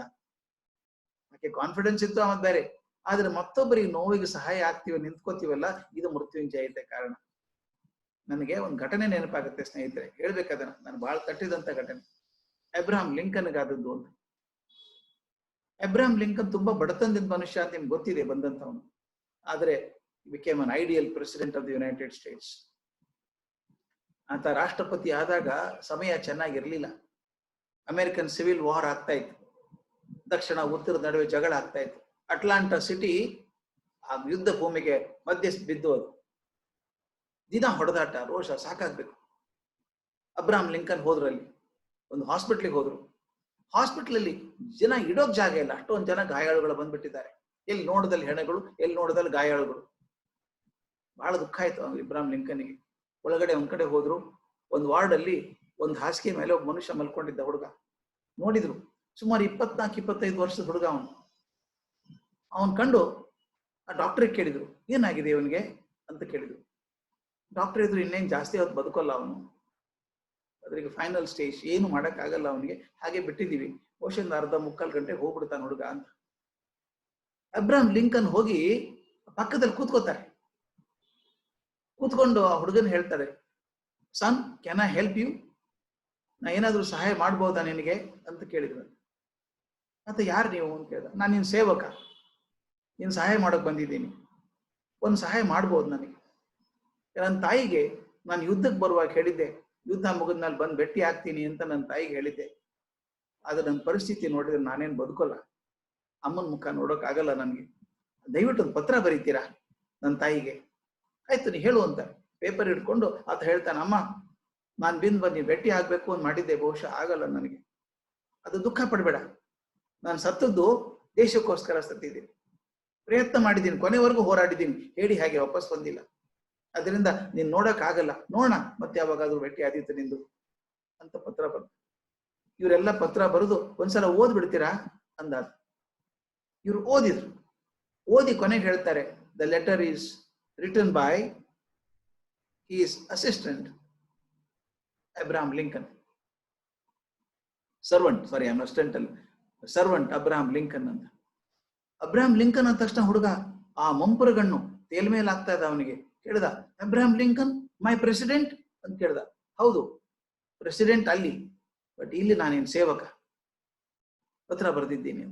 ಆ ಹುಡುಗನ ಕಣ್ಣಲ್ಲಿ ಒಂದೇ ಸಮ ನೀರು ಬರೋಕ್ ಶುರು ಆಯ್ತು. ಅವ್ನು ಹೇಳ್ದ, ಒಂದು ಸಹಾಯ ಮಾಡ್ತೀರಾ ಸರ್ ನಂಗೆ, ನನ್ನ ಜೀವನದ ಭಾಗ್ಯ ಇದು, ರಾಷ್ಟ್ರಪತಿ ಬಂದು ಪಕ್ಕದಲ್ಲಿ ಕೂತಿದ್ದಾರೆ ನಾನು ಸಾಯಿ ಹೊತ್ತಿಗೆ ಅಂದ್ರೆ ನಿಮಗೆ ಇನ್ನೊಂದು ಕೇಳ್ಕೊಂಡ್ಬಿಡ್ಬೇಕು, ನಾನು ದಯವಿಟ್ಟು ನಾನು ಕೈ ಹಿಡ್ಕೊಳ್ಳಿ ಗಟ್ಟಿಯಾಗಿ, ಬಹಳ ಹೊತ್ತು ಟೈಮ್ ಇಲ್ಲ ನನಗೆ, ಅರ್ಧ ಗಂಟೆ ಒಳಗೆ ನಾನು I cross this bridge of this life and go to the other life, ಇನ್ನು ಅರ್ಧ ತಾಸಿಗೆ ಹೋಗ್ಬಿಡ್ತೀನಿ, ಅದಕ್ಕೆ will you hold my hand till I cross this bridge, ಕೈ ಹಿಡ್ಕೊಂಡಿರ್ತೀರಾ ಅಂತ ಕೇಳಿದ್ರು. ಅಬ್ರಹಾಂ ಲಿಂಕನ್ ಆಗ್ಬಹುದು ಅಂತ ಗಟ್ಟಿ ಕೈ ಹಿಡ್ಕೊಂಡ್ರಂತೆ. ಇಟ್ಕೊಂಡು ಅರ್ಧ ಮುಕ್ಕಾಲು ಗಂಟೆಗೆ ಹುಡುಗನ ಪ್ರಾಣ ಪಕ್ಷಿ ಹೋಯ್ತು. ಹೋದ ತಕ್ಷಣ ಆ ಕೈಯನ್ನು ಅವನ ಎದೆ ಮೇಲೆ ಇಟ್ಟು ಕಣ್ಣು ಒರೆಸ್ಕೊಂಡು ಹೊರಗಡೆ ಬಂದ್ರಂತೆ. ಕೇಳಿದ್ರಂತೆ, ಯಾಕೆ ಹಂಗೆ ಮಾಡಿದ್ರಿ ಅಂತ ಹೇಳಿದ್ರಂತೆ, I can't do anything more than that, ಇದಕ್ಕಿಂತ ಹೆಚ್ಚಿಗೆ ಏನೂ ಮಾಡಕ್ ಸಾಧ್ಯ ಇಲ್ಲ ರಾಷ್ಟ್ರಪತಿಯಾಗಿ ನಾನು. ಇದದಲ್ಲ ಮನಸ್ಸು ಕಟ್ಟೋದು, ಕುಸಿದು ಹೋದಂತಹ ಜೀವಕ್ಕೆ ಒಂದು ಧನ್ಯತೆಯನ್ನು ಕೊಡುವಂಥದ್ದು. ಅದನ್ನು ಗುಂಡಪ್ಪನವ್ರು ಬಹಳ ಒತ್ತಿ ಹೇಳ್ತಾರೆ, ಮರಳಿ ಕಟ್ಟುವುದು ಮೃತ್ಯುಂಜಯತೆ. ಮರಳು ಕಟ್ಟುವುದು ಮನಸ್ಸನ್ನು ಗಟ್ಟಿ ಮಾಡೋದು, ಜೊತೆಯನ್ನು ತರೋದು, ಬಂಧುಗಳನ್ನು ಕೂಡಿಸೋದು, ಸಮಾಜವನ್ನು ಕೂಡಿಸೋದು. ಸಮಾಜ ಒಡೆಯೋ ಕೆಲಸ 1000 ಜನ ಮಾಡ್ತಿದ್ದಾರೆ, ಈಗ ಕೂಡಿಸೋ ಕೆಲಸ ನಾವು ಮಾಡ್ಬೇಕಾದದ್ದು, ಅದು ಮೃತ್ಯುಂಜಯತೆ ಅಂತ. ಇನ್ನೊಂದ್ಸಲ ಕೆಲವು ಮಾತು ಬರ್ತದೆ, ಕೆಲವು ನೋಡಿದ್ರೆ ಕ್ರೂರಿಗಳು ಹಾಗೆ ಇರ್ತಾರೆ, ಆದ್ರೆ ಕೆಲಸ ನೋಡೋದು ಒಳ್ಳೆ ಕೆಲಸನೇ ಮಾಡಿರ್ತಾರೆ ಅವರು. ಅದಕ್ಕೆ DVG ಬಹಳ ಚಂದ ಹೇಳ್ತಾರೆ, ಪದ್ಯ 245 245, ಕೊಲೆಗಡಿಪ ನೆನಪ ಹುಲಿ ಸಲಹದೆ ಮರಿಗಳನ್ನು. ಈ ಪದ್ಯ ನನಗೆ ಬಹಳ ಇಷ್ಟವಾದಂಥದ್ದು. ಕೊಲೆಗಡಿಪ ನೆನಪ ಹುಲಿ ಸಲಹದೆ ಮರಿಗಳನ್ನು, ಒಲುಮೆ ಕರುಳು ಅಡಗಿಹದು ಹಗೆತನದ ಪಡೆಯೋಳು, ನಲುಮೆಯನ್ನು ಹೊರಹೊಮ್ಮಿಸುವುದು ನರನ ಉನ್ನತಿಕೆ, ಒಲವು ಆತ್ಮ ವಿಸ್ತರಣ ಮಂಕುತಿಮ್ಮ. ಹುಲಿ ನಾವು ಕೊಲೆಗಡಕ ಅಂತೀವಿ, ಸಿಕ್ಕ ತಕ್ಷಣ ಹೊಡೆದ್ ಬಿಡ್ತದೆ, ತಿಂದ್ ಬಿಡ್ತದೆ ಎಲ್ಲಾರನ್ನು ಅಂತ ಹೇಳ್ತೀವಿ ನಾವು, ಕೊಲೆ ಮಾಡ್ತದೆ ಅಂತ. ಅಂಥ ಕ್ರೂರವಾದಂತಹ ಹುಲಿ ಇದೆ ಅಲ್ಲ, ತನ್ನ ಮರಿಗಳನ್ನು ರಕ್ಷಣೆ ಮಾಡಲ್ವಾ? ಅದು ಕ್ರೂರಿ ಇರ್ಬೋದು, ಮಹಾಕ್ರೂರಿ ಇರ್ಬೋದು, ಆದ್ರೆ ತನ್ನ ಮರಿಗಳನ್ನು ಕಂಡಾಗ ಎಷ್ಟು ಪ್ರೀತಿಯಿಂದ ಕಾಪಾಡುತ್ತೆ ಅದು. ಅಂದ್ರೆ ಪ್ರೀತಿ ಆ ಕೊಲೆಗಡಕನಾದಂತ ಹುಲಿ ಹೃದಯದಲ್ಲೂ ಇದೆ ಅಂತ. ಪ್ರೀತಿ ಬರೀ ಮನುಷ್ಯರಿಗೆ ಅಷ್ಟೇ ಅಲ್ಲ, ಅಂತ ಹುಲಿಯಲ್ಲೂ ಕೂಡ ಪ್ರೀತಿ ಇದೆ. ಒಲೆಮೆ ಕರುಳು ಅಡಗಿಹದು ಹಗೆತನದ ಪಡೆಯೋಳು. ಕೆಟ್ಟ ಕೋಪ, ಹಗೆತನ ಅಂತಿದೆಯಲ್ಲ, ದ್ವೇಷ ಅಂತಿದೆಯಲ್ಲ, ಇದ್ರೊಳಗೇನೆ ಅಂತಃಕರಣ ಪ್ರೀತಿ ತುಂಬಿಕೊಂಡಿದೆ. ಎರಡೂ ಇದಾವೆ. ಅಂದ್ರೆ ಮನುಷ್ಯನ್ ಯಾರನ್ನು ಕೆಟ್ಟ ಅನ್ಬೇಡ, ಯಾರು ತುಂಬಾ ಒಳ್ಳೆಯವರಲ್ಲ, ತುಂಬಾ ಕೆಟ್ಟವರು ಅಲ್ಲ. ಪ್ರತಿಯೊಂದು ಕ್ರೂರಿ ಮನಸ್ಸಲ್ಲಿ ಕೂಡ ಒಂದು ಮೃದುತ್ವ ಇದೆ. ಅದಕ್ಕೆ ನಲುಮೆಯನ್ನು ಹೊರಹೊಮ್ಮಿಸುವುದು ನರನ ಉನ್ನತಿಕೆ. ಇದು ಬಹಳ ಮುಖ್ಯ. ನಾವು ಯಾವುದೇ ಕೆಲಸದಲ್ಲಿ ಇರ್ಲಿ, ಯಾವುದೇ ಲಕ್ಷಣದಿರ್ಲಿ, ಮನಸ್ಸಿನ ಎತ್ತರದವನ್ನು ತೋರಿಸ್ಬೇಕು, ಎತ್ತರದ ಭಾವನೆಗಳನ್ನ ಪ್ರಚಾರ ಮಾಡ್ಬೇಕು. ಅಂದಾಗ ನನ್ನ ಮನಸ್ಸಿನ ಉನ್ನತಿಕೆ ಆಗ್ತದೆ. ಒಲವು ಆತ್ಮ ವಿಸ್ತರಣ ಮಂಕುತಿಮ್ಮ. ಈ ಕಡೆ ಸಾಲು ಬಹಳ ಅದ್ಭುತ ಇದೆ. ಒಲವಿದೆಯಲ್ಲ, ಪ್ರೀತಿ ಇದೆಯಲ್ಲ, ಎಷ್ಟು ಪ್ರೀತಿ ನೀವು ಹಂಚುತ್ತೀರೋ ಅಷ್ಟು ನಿಮ್ಮ ಆತ್ಮ ವಿಸ್ತರಣೆ ಆಗ್ತಾ ಹೋಗ್ತದೆ. ಮನುಷ್ಯ ದೊಡ್ಡವನಾಗೋದು ಅದರಿಂದ. ಯಾಕೆ ಯೇಸು ಕ್ರಿಸ್ತ ಇಷ್ಟು ಜನಕ್ಕೆ ಬಿಟ್ಟು ಪ್ರೀತಿ ಆಗ್ಬೇಕು? ಒಂದು ದಿವಸ ಖಡ್ಗ ಹಿಡಿಲಿಲ್ಲ, ಬರೇ ಪ್ರೀತಿಯಿಂದ, ಮುಗುಳ್ನಗೆಯಿಂದ, ತನ್ನ ಕರುಣೆಯಿಂದ ಗೆದ್ದು ಬಿಟ್ನಲ್ಲ. ಬುದ್ಧ ಗೆಲ್ಲಿಲ್ವಾ ಜಗತ್ತನ್ನ? ತನ್ನ ಪ್ರೀತಿಯಿಂದ ಗೆದ್ದುದು, ಖಡ್ಗ ಬೇಕಾಗಿಲ್ಲ. ಅದಕ್ಕೆ ಹೇಳ್ತಾರೆ, ಎಲ್ಲಿ ಒಲವು ಜಾಸ್ತಿ ಆಗ್ತದೋ, ಅಂತಃಕರಣ ಜಾಸ್ತಿ ಆಗ್ತದೋ, ಆತ್ಮ ವಿಸ್ತರಣ ಆಗ್ತಾ ಹೋಗ್ತದೆ ಅಂತ. ಒಂದು ಘಟನೆ ಹೇಳ್ಬಿಡ್ಬೇಕು ನಿಮಗೆ, ಅದ್ಭುತವಾದ ಘಟನೆ ಇದು. ನಮ್ಮ ಕುಮಾರ ವ್ಯಾಸದಲ್ಲಿ ಬರುವಂತದ್ದು ದ್ರೋಣ ಪರ್ವ. ಆ ಭಾರತದಲ್ಲಿ ನಾವು ದುರ್ಯೋಧನನ್ ಏನು ಅಂತ ಕರಿತೀವಿ? ನೀಚ ಅಲ್ವಾ ಅವನು? ಕೆಟ್ಟವನಲ್ವಾ? ಕ್ರೂರಿ, ಛಲ, ಬರೀ ಹಠ, ದ್ವೇಷ. ಅವನಿಂದಾಗಿ 18 ಅಕ್ಷೋಹಿಣಿ ಜನ ಸತ್ತೋಯ್ತು ಅಂತೆಲ್ಲ ಮಾತಾಡ್ತೀವಲ್ಲ. ಅದ್ರ ದ್ರೋಣ ಪರ್ವ ಬಂದಾಗ ಅಭಿಮನ್ಯು ಬರ್ತಾನೆ, ಯುದ್ಧ ಮಾಡ್ತಾನೆ. ಎಂತ ಯುದ್ಧ ಮಾಡ್ತಾನ್ರಿ ಅವನು! ಅದ್ಭುತವಾಗಿ ಯುದ್ಧ ಮಾಡ್ತಾನೆ. ಇವರು 6 ಜನ, ಒಬ್ಬರಿಗಿಂತ ಅತಿರಥ ಮಹಾರಥರು ಓಡಿ ಹೋಗ್ತಾರೆ. ಕೊನೆಗೆ ಮೋಸದಿಂದ ಹಿಂದೆ ಬಂದು ಕೊಲ್ತಾರೆ. ಅವನು ಯುದ್ಧ ಮಾಡೋದು ನೋಡಿದಾಗ ದುರ್ಯೋಧನ ಅಲ್ಲಿ ಕೂತಿದ್ದಾನೆ, ಬೇರೆ ಕಡೆ ನೋಡ್ತಾನೆ. ಎದುರು ಹೋಗೋದು ಧೈರ್ಯ ಇಲ್ಲ ಅವನ ಎದುರಿಗೆ. ನೋಡಿ ಹೇಳುವಂತ ಮಾತು ಎಷ್ಟು ಚೆನ್ನಾಗಿದೆ ಗೊತ್ತಾ?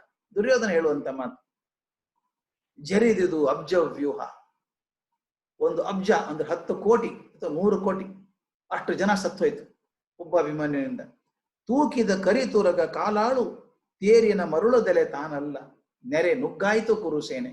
ತಂದೆ ಸೈನ್ಯ ನುಗ್ಗಾಕ್ ಹೋಗಿದೆ ಅಭಿಮನ್ಯುವಿನಿಂದ. ಅವನು ನೋಡಿ ಏನ್ ಹೇಳ್ತಾನೆ ಗೊತ್ತಾ? ಪಾರ್ಥ ತನಯನ ಸರಿಯವರೆಗೆ ಭಟನಾವನೆಂದನು ಕೌರವರ ರಾಯ. ಈ ಪಾರ್ಥನ ಮಗನಿಗೆ ಸಮನಾಗಿರುವಂತಹ ಯೋಧ ಇದ್ದಾನೇನ್ರಿ ಯಾರಾದ್ರು ಅಂತ ಕೇಳ್ತಾನೆ. ಅದು ಹೇಳ್ತಾನೆ, ಮುಂದೆ ನೋಡಿ ಮಾತು. ತಂದೆ ಹಡೆಯನೆ ಮಗನನನು, ತಂದೆ ಹಡೆಯನೆ ಮಗನನನು, ಹೌದು ಕಂದ. ಅಭಿಮನ್ಯು ಗಂಧ ಅಂತ ಕರೀತಾನೆ. ಹೌದು ಕಂದ, ಕಲ್ಪ ಸಹಸ್ರ ನೋಂತಳೋ ಇಂದುಧರನನು ನಿನ್ನ ತಾಯಿ ಸುಭದ್ರೆ. ನಿನ್ನ ತಾಯಿ ಸುಭದ್ರೆ ಅದು ಎಷ್ಟು ಕೋಟಿ ಕೋಟಿ ವರ್ಷ ಈಶ್ವರನ ಪ್ರಾರ್ಥನೆ ಮಾಡಿದ್ಲಪ್ಪ ಮಾರಾಯ, ನಿನ್ನಂತ ಮಗನ ಪಡೆಯೋದಕ್ಕೆ. ದುರ್ಯೋಧನನ ಮಾತು ನೆನಪಿಡ್ಬೇಕಿದನ್ನ. ಹೇಳ್ತಾನೆ, ಕಲ್ಪ ಸಹಸ್ರ ನೋಂತಳೋ ಇಂದುಧರನನು ನಿನ್ನ ತಾಯಿ ಸುಭದ್ರೆ. ಅಲ್ಲದಡೆ ಇಂದಿನ ಈ ಬಲ, ಈ ಸಮರ, ಈ ಜಯದಂದ, ಈ ಸೌರಂಭ, ಈ ತೆರಳಿಕೆ ಅದಾವರಿಗೆ ಎಂದನವನೀಶ್. ಕಡೆಗೊಂದು ಮಾತು ಹೇಳ್ಬಿಡ್ತಾನೆ, ಮರಯ ಅಭಿಮನ್ಯು, ಕುರುಡ ಮರೆದೆನು ಮಗನೇ. ನನ್ನ ಹಠ ಛಲ ಎಲ್ಲ ಕರೆದು ಹೋಯ್ತು ಮಗನೇ. ಸಾಲದೆ ಭರತ ಕುಲದಲ್ಲಿ ನಿನ್ನ ಬೆಳವಿಗೆ 2 ಕವಲನ್ವಯಕ್ಕೆ ಕೊಡದೆ ಸುಗದಿ ಸಂಪತವ.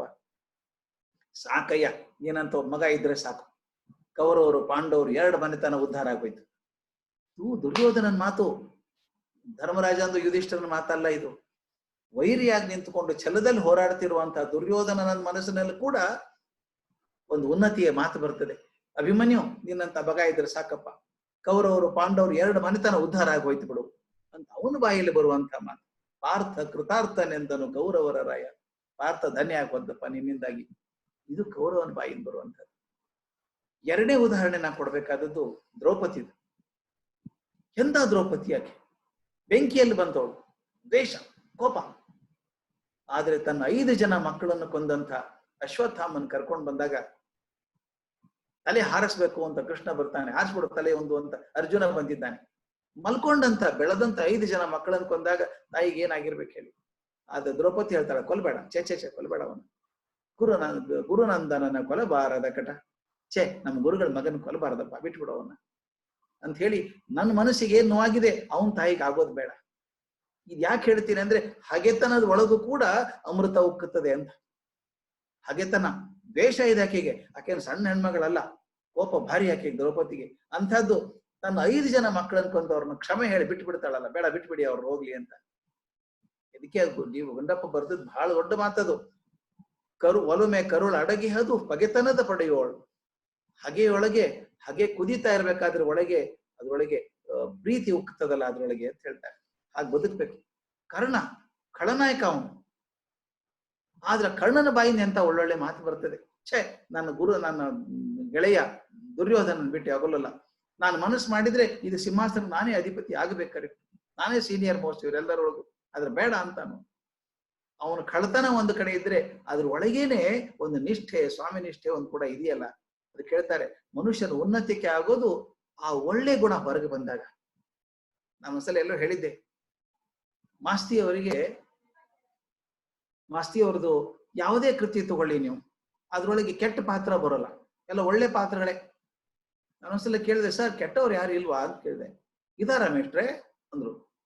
ಇದಾರಲ್ಲ ಸರ್, ಬೇಕಾದಷ್ಟು ಜನ ಇದ್ದಾರಲ್ಲ ಅಂದೆ. ಒಂದ್ ಹೆಸರು ಹೇಳಿ ಅಂದ್ರು. ಅದು ಏನ್ ತೋಚ್ತವ್ ನನಗೆ? ರಾವಣ ಅಂದ್ಬಿಟ್ಟೆ. ರಾವಣ ನೀಚ ಅಂತಂದೆ.